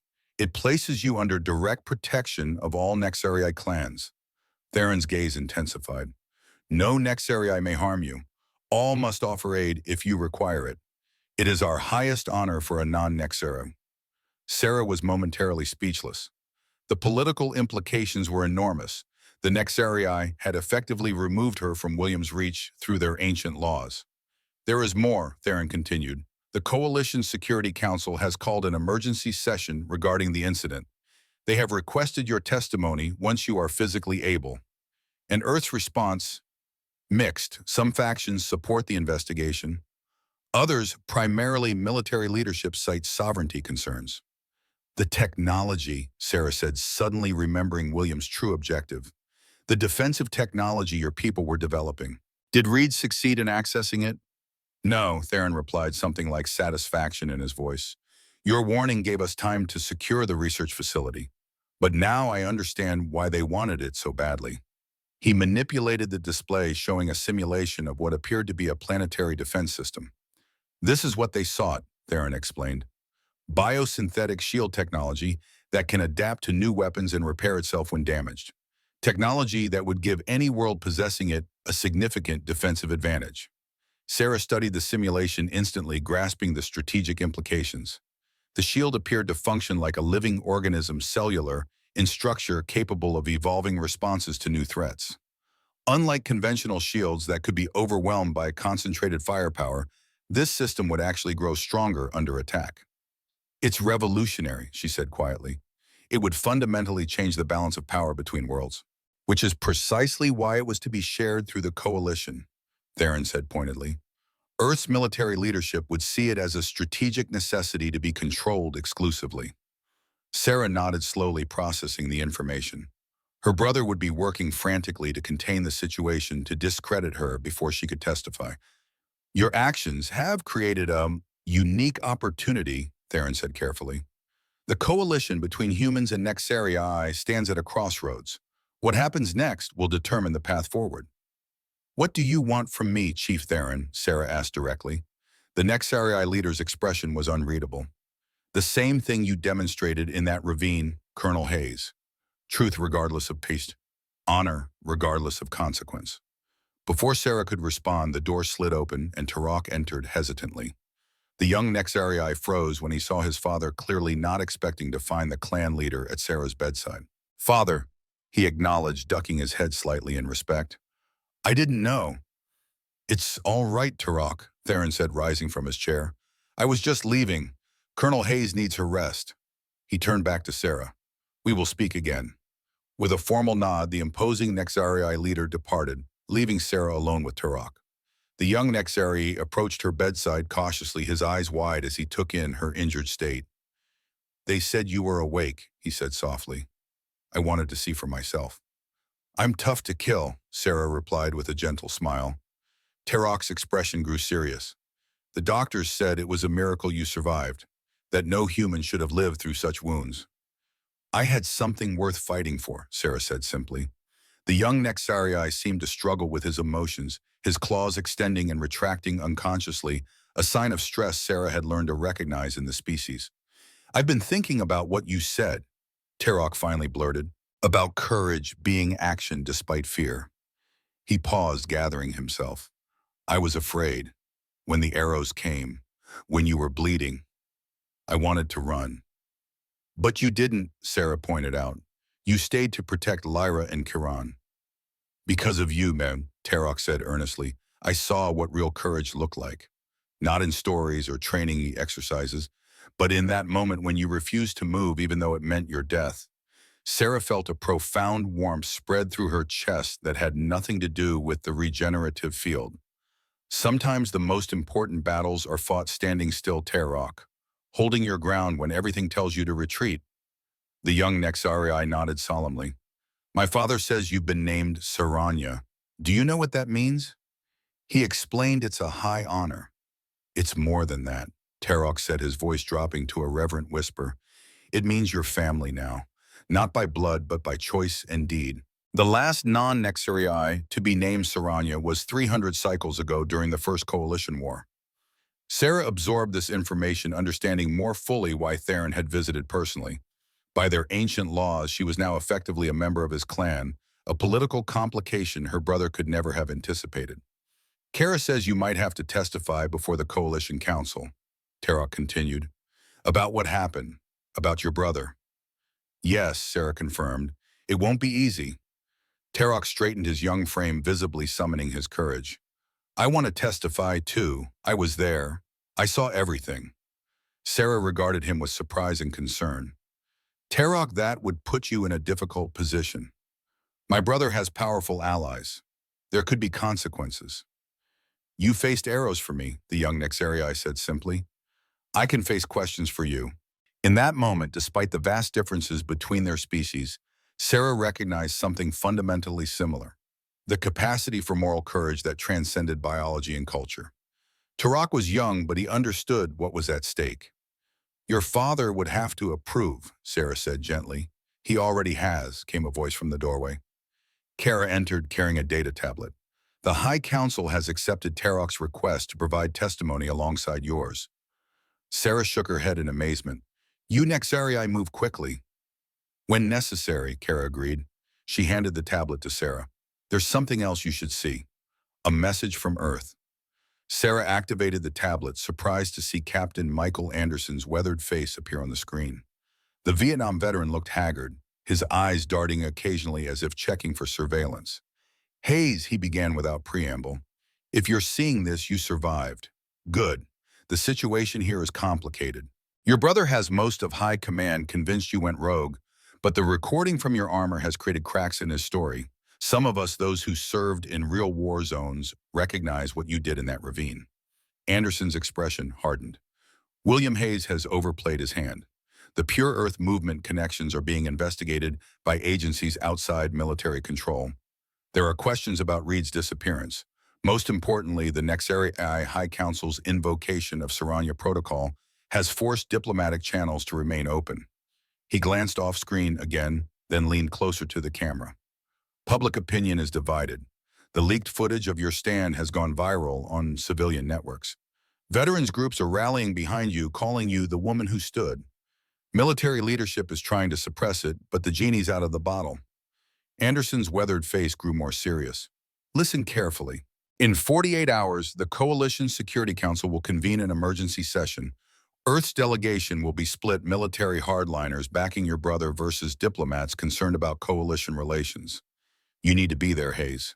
Your testimony, combined with the recording and the Nexarii witnesses, could break this whole thing open. The message ended abruptly, leaving Sarah staring at the blank screen. She looked up at Kara. 48 hours, I can barely sit up. Which is why we've been developing alternatives, Kara replied. She gestured, and the Nexarii physician re-entered the room, accompanied by an unfamiliar alien in the distinctive robes of Coalition Medical Authority. Lieutenant Colonel Hayes, the Coalition physician, greeted their speech translated by the facility's systems. I am Delegate Vossen, medical representative to the Security Council. I've reviewed your case extensively. And, Sarah prompted, and while your recovery is remarkable, you are correct that physical attendance at the council session would be inadvisable, Vossen stated. However, coalition law allows for remote testimony in cases of medical necessity. The Nexarii physician added, we've developed a protocol that would allow you to testify via neural interface. Your consciousness would be temporarily projected to the council chamber, while your body remains here under medical supervision. Is it safe? Tarok asked, concern evident in his voice. There is minimal risk, Vossen assured. The technology is well established for interspecies communication, where physical presence is impossible. Sarah considered the option. She needed to testify to present the truth before William's version became the accepted narrative. But she also recognized that pushing her damaged body beyond its limits could result in permanent harm or death, rendering her testimony moot. I'll do it, she decided, whatever it takes. Kara nodded in approval, while Tarok's expression reflected a mixture of concern and pride. The physicians began discussing technical preparations, their voices fading into the background as Sarah's mind turned to what lay ahead. William wouldn't go down without a fight. He would have contingencies in place, witnesses prepared evidence manufactured, but he hadn't anticipated the recording, or the Nexarii invoking their ancient laws, or Tarok's willingness to stand beside her. Most importantly, he had never truly understood her, had always mistaken her compassion for weakness, her moral compass for indecision. William believed in power as the ultimate arbiter in victory at any cost. He couldn't comprehend someone who would stand unmoved in a ravine, absorbing arrow after arrow to protect alien children. That fundamental misunderstanding might prove his undoing. The Coalition Security Council chamber was a massive dome of polished stone and transparent materials that seemed to shift colors depending on the angle of view. Delegates from 27 species sat in concentric rings around a central speaking platform, their varied physiologies accommodated by specialized seating. The atmosphere was tense, the usual diplomatic pleasantries subdued by the gravity of the session. Sarah Hayes perceived it all with crystal clarity, despite her physical body remaining in the medical facility on New Montana. The neural interface created a perfect sensory illusion. She could see, hear, and even feel the environment around her projected consciousness. Earth's delegation occupied a prominent section near the front. The human representatives divided into two distinct groups. Military officials led by General Adams sat rigidly on one side. Civilian diplomatic representatives, including several members of Congress, sat on the other. The divide was visible and symbolic, a physical manifestation of the ideological split in Earth's approach to the coalition. On a separate display screen positioned to be visible to all delegates was the stern face of Brigadier General William Hayes joining remotely from Earth Military Command. His expression was controlled, but Sarah could read the tension in the set of his jaw, the same tell he'd had since childhood. The Nexarii delegation was equally prominent with Chief Theron at its center. Kara stood slightly behind her father, her posture formal, but her eyes constantly scanning the chamber. Tarok sat to Theron's right, the young Nexarii doing his best to maintain the dignified bearing expected of his position as the chief's son. This emergency session of the Coalition Security Council is now convened, announced the council president, a tall, willowy being with iridescent skin. We gather to address serious allegations concerning actions taken during the diplomatic mission to New Montana, specifically the events surrounding what has become known as the ravine incident. The president's gaze swept the chamber. This council has reviewed preliminary evidence, including security recordings and witness statements. We have also received formal communications from both Earth's government and the Nexarii High Council, presenting divergent interpretations of these events. General Adams shifted uncomfortably in his seat. Sarah noted the movement, recognizing the subtle signs of a military man forced into a diplomatic arena where he couldn't control the narrative. Before we hear formal testimony, the president continued, I must acknowledge the unprecedented nature of Lieutenant Colonel Sarah Hayes' presence today. Due to medical necessity, Colonel Hayes appears before us via neural projection, her physical body remaining under medical care on New Montana. All eyes turned to Sarah's projected form standing beside the Nexarii delegation. She wore a simple, dark uniform without insignia, neither fully military nor civilian, a visual representation of her current liminal status. Colonel Hayes, the president, addressed her directly. The council acknowledges the extreme circumstances of your participation and extends its gratitude for your willingness to testify despite your injuries. Are you prepared to proceed? I am, Madam President, Sarah replied, her voice steady. Then let us begin with the central question. What transpired on New Montana 5 standard days ago, and why did it occur? Sarah took a moment to gather her thoughts, aware that her testimony would shape not only her own future, but potentially the relationship between humans and Nexarii for generations to come. Madam President, honored delegates, she began.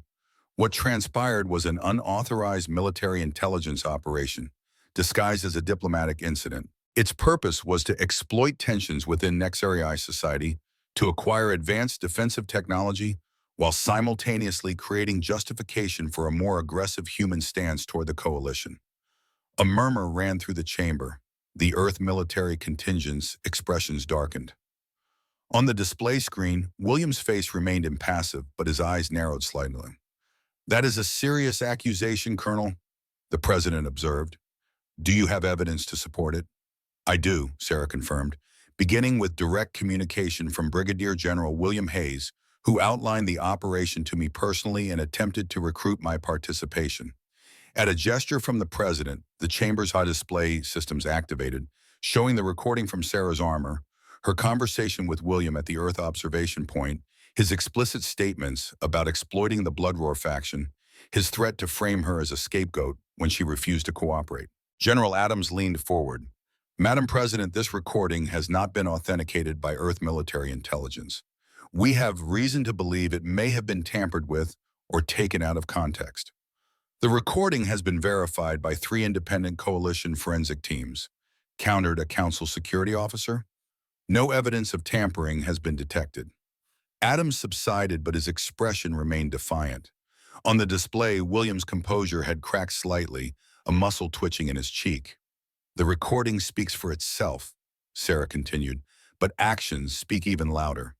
When I refused to participate and attempted to warn Ambassador Carter, I was framed exactly as my brother had threatened. Captain Michael Anderson and Dr. Thomas Reed, both working under Williams' direction, manipulated evidence to suggest I had gone rogue. And what of the attack on the Nexarii cubs? Asked a delegate from a species Sarah didn't recognize. The Blood Roar faction was manipulated into action by human operatives posing as members of the Pure Earth movement, Sarah explained. They believed they were striking a blow against the Coalition alliance. In reality, they were being used as a diversion while Reed attempted to access secured research facilities. This is speculation, General Adams interrupted. Colonel Hayes has no direct evidence of these alleged facilities or their contents. If I may interject, William's voice came through the chamber's speakers, his tone carefully measured. My sister's testimony is clearly influenced by her medical condition and the trauma she experienced. While her actions in the ravine were undoubtedly courageous, her interpretation of events is compromised by both physical injury and her documented history of post-traumatic stress.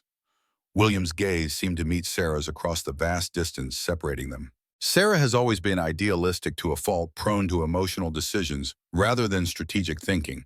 It was precisely this tendency that led to the incident in Afghanistan that nearly ended her career. A surge of cold anger rose in Sarah's chest, but she controlled it.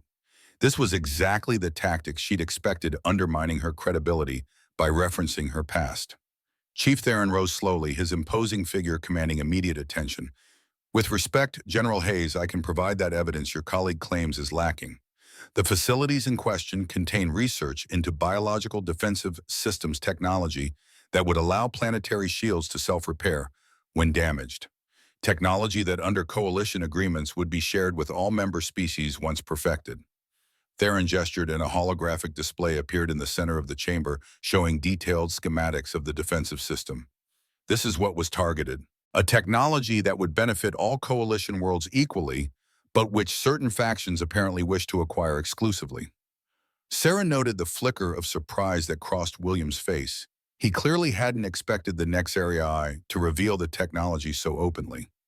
The operation was designed to acquire this technology exclusively for Earth, while creating a diplomatic incident that would justify a more isolationist human stance toward the coalition.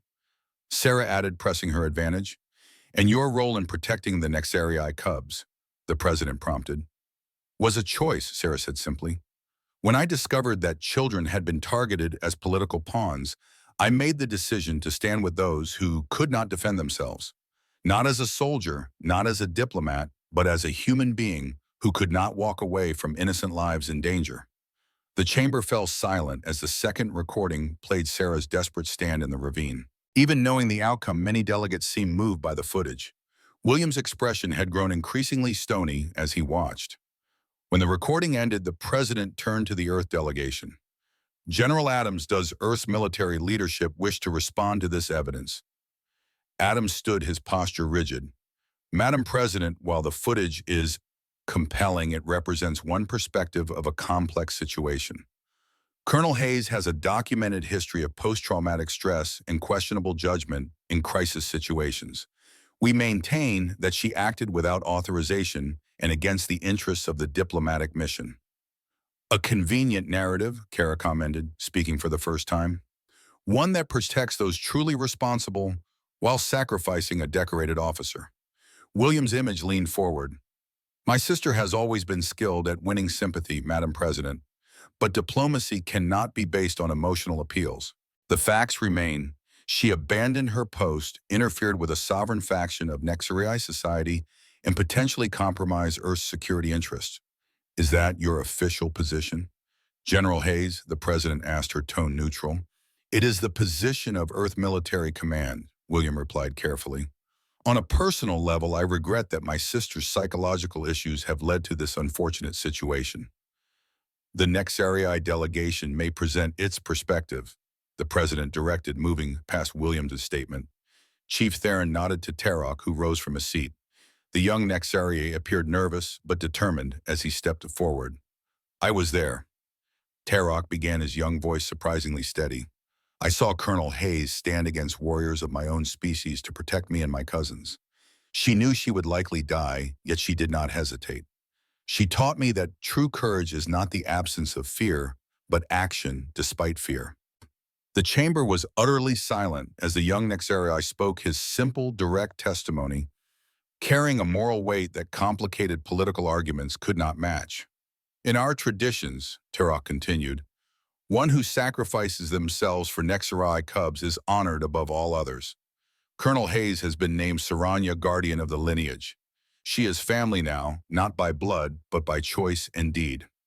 As Tarok returned to his seat, Sarah caught William's expression on the display screen. For the first time, uncertainty showed in his eyes. He had clearly never considered that his sister's actions might elevate her to a protected cultural status among the Nexarii. The president conferred briefly with other council members before addressing the chamber again. This council has heard sufficient testimony to reach preliminary conclusions. We find credible evidence that elements within Earth's military leadership authorize covert operations on New Montana without proper diplomatic sanction. General Adams began to protest, but the president continued firmly. We further find that Lieutenant Colonel Sarah Hayes acted to prevent harm to coalition citizens at great personal risk. Her actions, while unorthodox, demonstrated the highest principles of coalition membership, the recognition that our shared future depends on mutual protection and respect. The president's gaze swept the chamber, pausing momentarily on William's image. This council hereby establishes a formal investigation into the actions of Brigadier General William Hayes and all associated personnel. Earth's government is formally requested to cooperate fully with this investigation. William's image flickered slightly as he shifted position, his expression tightly controlled. Sarah could read the calculations running behind his eyes, assessing damage planning, countermeasures, weighing options. Furthermore, the president continued, in recognition of her extraordinary service, Lieutenant Colonel Sarah Hayes is granted special diplomatic status within the coalition independent of Earth's military command structure. She will serve as a liaison between human and Nexarii interests during the ongoing investigation and subsequent diplomatic negotiations. Sarah blinked in surprise. This was unexpected, a political masterstroke that simultaneously honored her actions while removing her from William's direct influence without creating a diplomatic incident with Earth. Does Earth's delegation accept these findings? The president asked. After a moment of tense silence, one of the civilian diplomats rose. Earth's diplomatic corps accepts the council's wisdom in this matter. We commit to full cooperation with the investigation. General Adams remained seated, his silence neither acceptance nor refusal, a telling indicator of the political battles yet to come on Earth. William's image leaned forward, his voice carefully neutral. Military command acknowledges the council's decision and will provide all necessary support to the investigation. However, we maintain that any actions taken were in accordance with Earth's sovereign security interests. He paused, then added with a trace of the old arrogance. And regarding my sister's new appointment, I congratulate her. She has always excelled at finding her way into positions she was never qualified for. Sarah met her brother's gaze across the light years separating them. Perhaps qualification isn't always about following orders, William. Sometimes it's about knowing when to stand your ground. A muscle twitched in William's jaw, but he offered no further comment as his transmission ended. And does the Nexarii delegation accept these findings? The president asked, turning to Theron. The Nexarii leader inclined his head. The Nexarii High Council accepts and approves. We further request that Colonel Hayes be permitted to complete her recovery on New Montana under the protection of Saranya Protocol before assuming her new duties. So ordered, the president confirmed. This emergency session of the Coalition Security Council is adjourned. As the neural interface began to disengage, returning Sarah's consciousness to her physical body on New Montana, she caught a final glimpse of Tarok's face, the young Nexari beaming with a mixture of relief and pride. In that moment, across species and cultures, across the void of space and the boundaries of different biologies, something profound had been acknowledged. Some truths transcend politics. Some stands change lives. Some arrows, though they pierce the body, ultimately strengthen the soul. Sarah Hayes returned to consciousness in her medical bed, the regenerative fields still humming around her damaged body. But within her burned a renewed purpose, a certainty that had eluded her since Afghanistan. She had stood unmoved when it mattered most. And in that stand, she had found her true path forward. The observation platform overlooked New Montana's crimson forest, now familiar to Sarah, after a year of living among the Nexarii. The violet sky was deepening toward evening, the twin moons just beginning to rise over the jagged mountains. She stood with her hands resting lightly on the railing, the carved bracelet Tarok had given her still adorning her wrist. Her body had healed remarkably well, though the Nexarii physicians insisted on calling her recovery unprecedented. The synthetic tissues had integrated perfectly with her remaining organic systems, and only the faintest scars remained to mark where arrows had pierced her. Ambassador Hayes. Sarah turned to find Tarok approaching the young Nexari, having grown noticeably taller in the past year. His formal clan markings had been updated recently, reflecting his new status as an initiated adult of Clan Theron, the youngest in generations to complete the rites. "I've asked you to call me Sarah," she reminded him with a smile. "At least when we're not in official meetings." Tarok's ears flicked in what she now recognized as embarrassment. The Earth delegation has arrived. They're being escorted to the reception hall. Sarah nodded, mentally preparing herself. This would be the first formal diplomatic exchange since the investigation had concluded 3 months ago. William had been officially censured, but not court-martialed, a political compromise that had satisfied neither side completely. He had been reassigned to a remote outpost. His career effectively ended.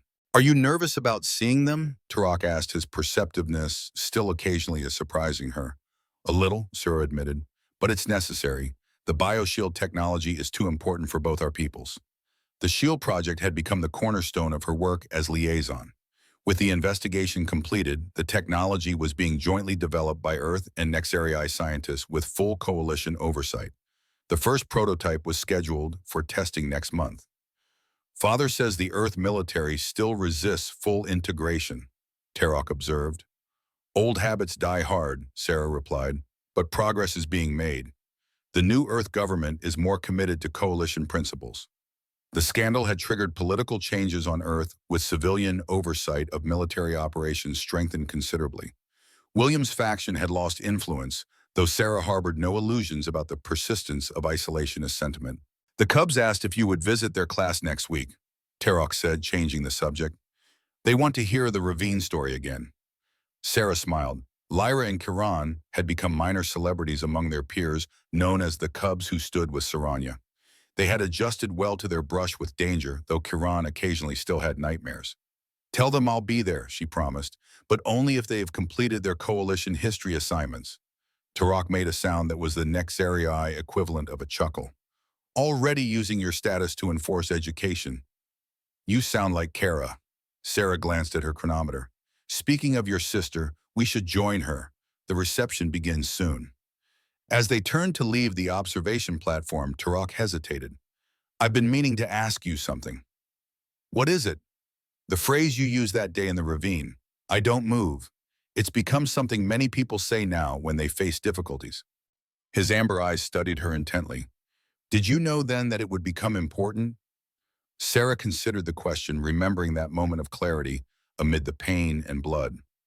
"No," she said honestly. "In that moment, all I knew was that you three were behind me, and that was reason enough to stand." "The simplest truths are often the most powerful," Tarok said with a wisdom beyond his years. Sarah nodded, placing a hand briefly on the young Nexaria's shoulder. "Come on, we have diplomats to welcome and a future to build." As they walked together toward the reception hall, Sarah Hayes reflected on the strange path that had brought her here, from a disgraced officer haunted by Afghanistan to a respected diplomat bridging worlds. From a woman who had once failed to save a child to the Saranya who had stood unmoved while arrows fell like rain. Not all wounds heal completely. Not all bridges can be built. But sometimes standing firm in the right place at the right time can change everything. Sometimes not moving is the greatest journey of all.